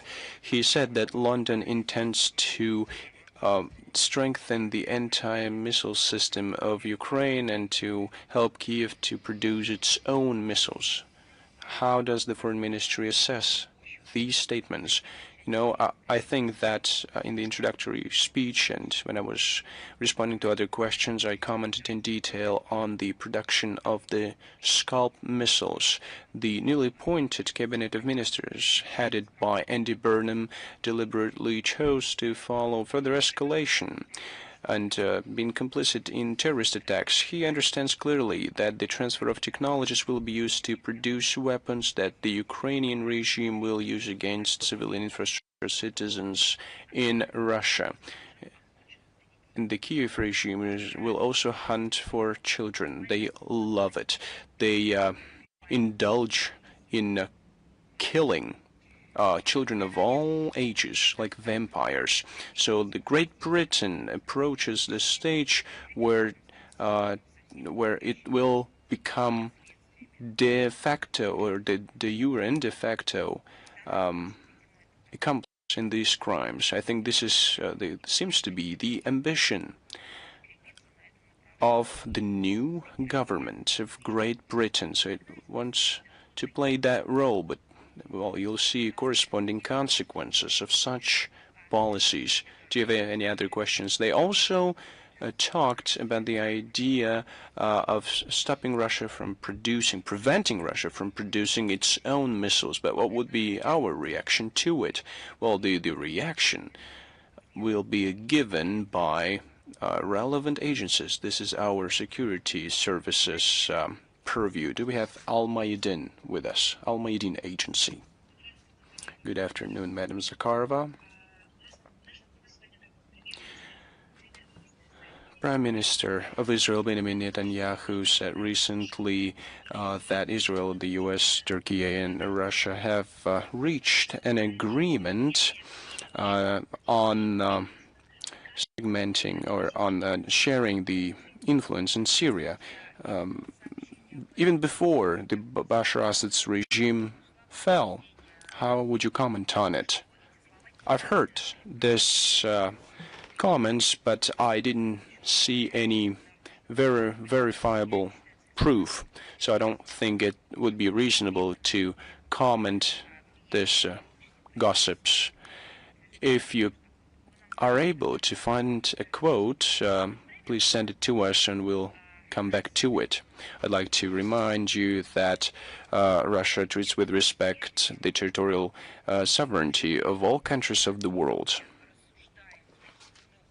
We don't talk in terms of neo-colonialism, like sharing the influence, spheres of influence. Our country establishes relations with its partners on the equitable and mutually respectful, beneficial footing. We have a long, rich history with the leadership of Syria. We are linked by a long history of friendship and cooperation. Russia promotes the idea where territory of Syria is not used as an arena for geopolitical cooperation or some kind of other games between other countries. We think that the common responsibility of our constructive states in the region of the Middle East and beyond to avoid any steps that can provoke another round of escalation in Syria. We believe that it is necessary to consolidate international efforts to help Damascus to recuperate and reach sustainable normalization. Thank you. Thank you very much. We have the Verelk Agency with us. Good afternoon, Madam Zakharova. You've answered a part of my questions, but you wanted to ask something else, right? Yes. Well, I don't mind. Shoot. Well, there have been a lot of statements with regard to the EAEU. But could you comment on Armenia's membership in the CSTO and with regard to South Caucasus Railway? Can you comment on that as far as the first part of your question goes? I've already answered it to Lenturu. As far as South Caucasus Railway goes, we've given detailed explanation on that yesterday, but let me remind you of that. On the sidelines of the Eurasian Intergovernmental Council in Cholpona Town, August 6th to 7th this year, Deputy Chairman of the Government of the Russian Federation, Alexei Overchuk, commented on it. It was also commented on by Minister of the Economic Development of the Russian Federation, Maxim Reshetnikov. I'd like to remind you that the South Caucasus Railway is maximally responsible in fulfilling its duties. It has invested over 30 billion rubles, including in modernization of rolling stocks. It is important that the schedule was adjusted at the request of the Armenian side. The competency of Russian railway specialists helped Armenia to maintain competitive edge that today allowed to talk about unblocking communications in the region. The arguments of Yerevan that the Russian concession allegedly prevents Armenia from becoming the participant of logistical initiative does not correspond to reality. I think it is shameful to listen to it. all the clarifications have been given at all official levels, but Armenia is finding it hard to give any counter arguments because there are no counter arguments. Earlier, the issue on the transfer of the concession to anyone else was not put in light. It is highly likely that one can believe that the Armenian leadership is just being blackmailed. They're requesting it to remove the Russian factor in the transportation sector, and in exchange, they're promised multi-million investment and part in the projects, the economic viability of which is hardly seen. Well, these are dirty games of Western capitals to remove Russia from South Caucasus, so everyone understands what's happening there. If the Armenian leadership is okay with such arguments, well, I think first they should construct something of your own before you refuse something else that you already have that was given to you by your partners. Before you make any public statements, the partners sit at the table and in a business-like manner they discuss the current issues, they remove concerns. If there is an interest, as they claim in Yerevan, we can find solution in a friendly key. Na tema Nord Stream. I have one question about Nord Stream. Can Germany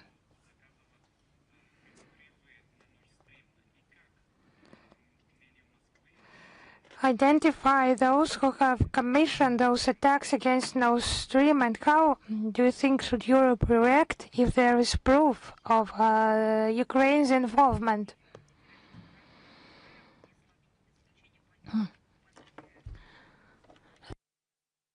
As we have already stated at one of recent briefings, the German Federal Prosecutor's Office has already issued an indictment against some Serhiy K.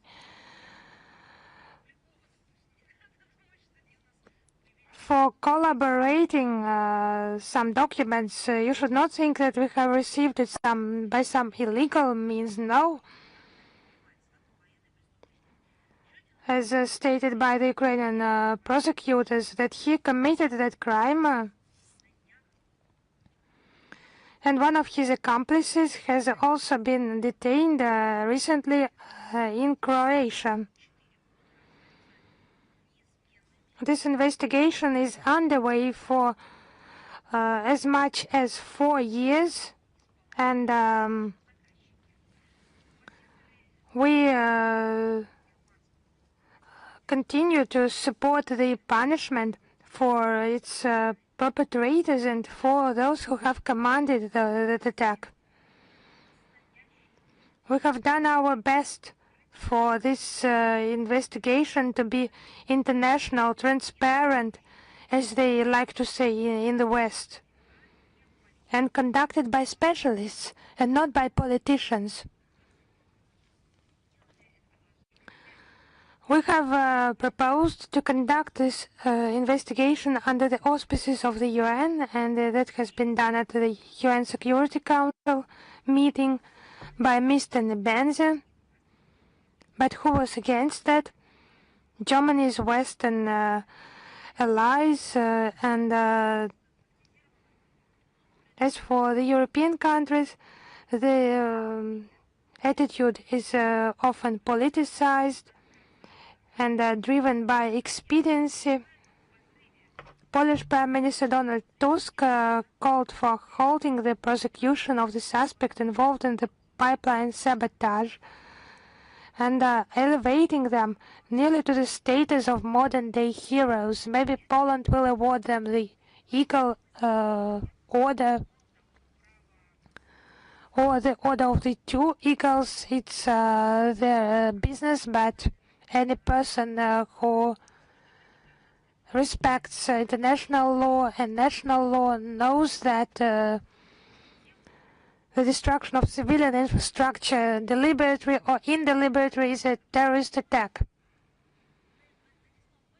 Investigation of such a terrorist attack that has brought so much environmental damage to the Baltic Sea. I'm not talking about flora and fauna, although all that should be mentioned, but that inflicted long-term, mid-term and short-term damage to energy security of the relevant countries and the European continent and the entire world. And now those consequences are not just decreasing, but they are being manifested even more. So that should be investigated and not written off due to some circumstances against Russia, and it was actually against Germany primarily. So I know that logics, we mention that daily, but it's the true Nazi logics. When a crime is justified, if it is committed against people of certain nationality. Thank you. Thank you. Is Embassy Live with us? Yes. Hello, Madam Zakharova. Hello, dear colleagues. Embassy Live media outlet. We have two questions on the 24th of August. Zelensky called on China to use its influence to cool the ardor, as they say, of Russian President Vladimir Putin amidst renewed nuclear rhetoric. So why are those claims addressed to Beijing and not to Russian officials directly? And is China ready to play the de-escalating role here? So we should seek for a reply with Zelensky or with his patrons. If he has made this statement, but it's just beyond adequacy, logics, and decency. It's not applicable to Zelensky. Those illegitimate and with a lot of problems with legitimacy. That leader, he makes commands to leaders of different countries and requests, demands. It's unclear why. To do something with regard to other states, also sovereign states, their leaders. These are manifestations of a monster created by the West, and then he overgrew his creators.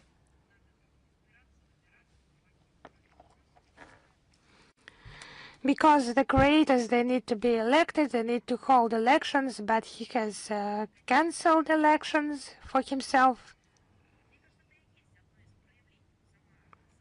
It's one of the manifestations, the very nature of Zelensky, how he has been created by the West, how he now treats the West. It's the manifestation of a crisis of international relations, of the global system today, that is possible today. They used to create some terrorist beasts locally.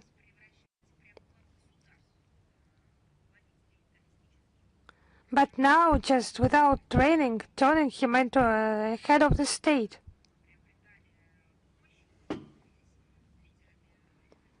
Then gaining power and being the leaders of the international terrorist community, but now they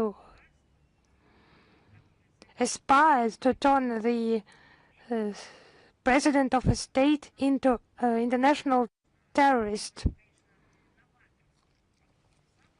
Of course, it's something new in the approaches of the West and the crisis of the global system today.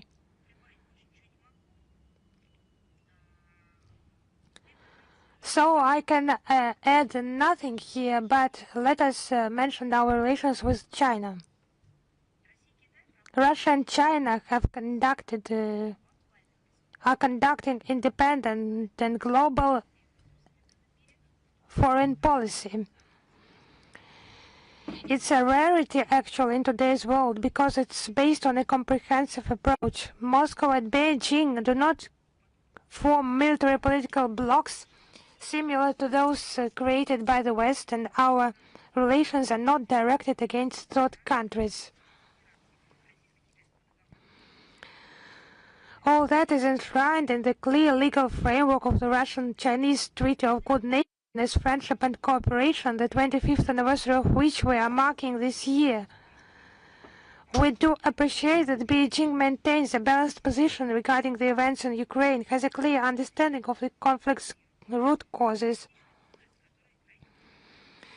and has always advocated the assistance to peaceful solution. That's the assistance that Zelensky and his puppet masters lack. They abstract a comprehensive and long-term resolution to the crisis.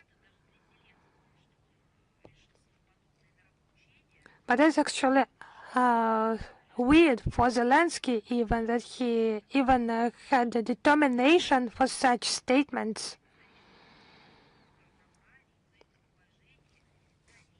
Relations being at the highest historical level and are based on equal treatment, and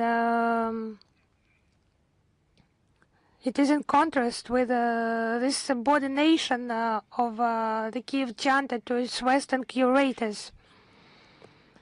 So my next question, how would you comment on the statements by Azerbaijan Ambassador Rahman Mustafayev on the negative background surrounding Azerbaijan in the Russian media space? Actually, I can quote a positive background for Azerbaijan created by Sputnik information agency. It's not just an example of quality journalism, but an example of participation in the creation of, so to say, constructive background, information, media background to facilitate international relations. There were no questions raised by the Azerbaijan side there, but unfortunately the Azerbaijan side closed. Actually, it's not correct to say they stopped the work of this media outlet on the territory of their country, but how they treated journalists, you know. Thank God they came back home after so much time of imprisonment. But I have quoted this example. The specific area has been created in the coverage.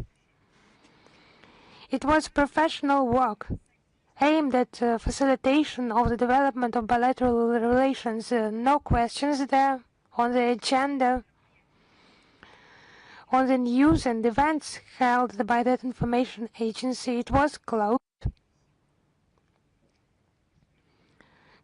by the relevant forces in Baku. They voiced their own position there, with which we could not agree. So what can we say? We regularly transfer materials to the Azerbaijan side. Blogging sphere with anti-Russian materials, inconsistent with reality, and it's not criticism, not a point of view. It's just some madness under the guise of objectiveness. And Azerbaijan is aware of that. We have many consultations, many contacts. We raise those issues, we exchange the relevant materials, and I'm sure the Azerbaijan ambassador in Moscow is well aware of how we facilitate in those issues of lies, distortion of the facts, or unworthy materials with regard to the sovereign state, the state of Azerbaijan. But I would repeat once again, it was created, it used to work well, perfectly. That observer of information space, it was a constructive and dignified stance, but unfortunately it was closed. Thank you. So I can only agree that the situation in the media sphere, it needs to be rectified. And we once again call upon the Azerbaijan side to discuss the problems accumulated, to find some ways to resolve them. We regularly do that. Some hot lines of the resolution of such issues, they have existed, and that approach would be in accordance with the letter and spirit of the declaration signed in 2022 on the 22nd of February by the presidents of our countries. And in Russia, working constructively, representatives of Azerbaijan media, STV, Real TV, Telegraph Agency, Azertaj,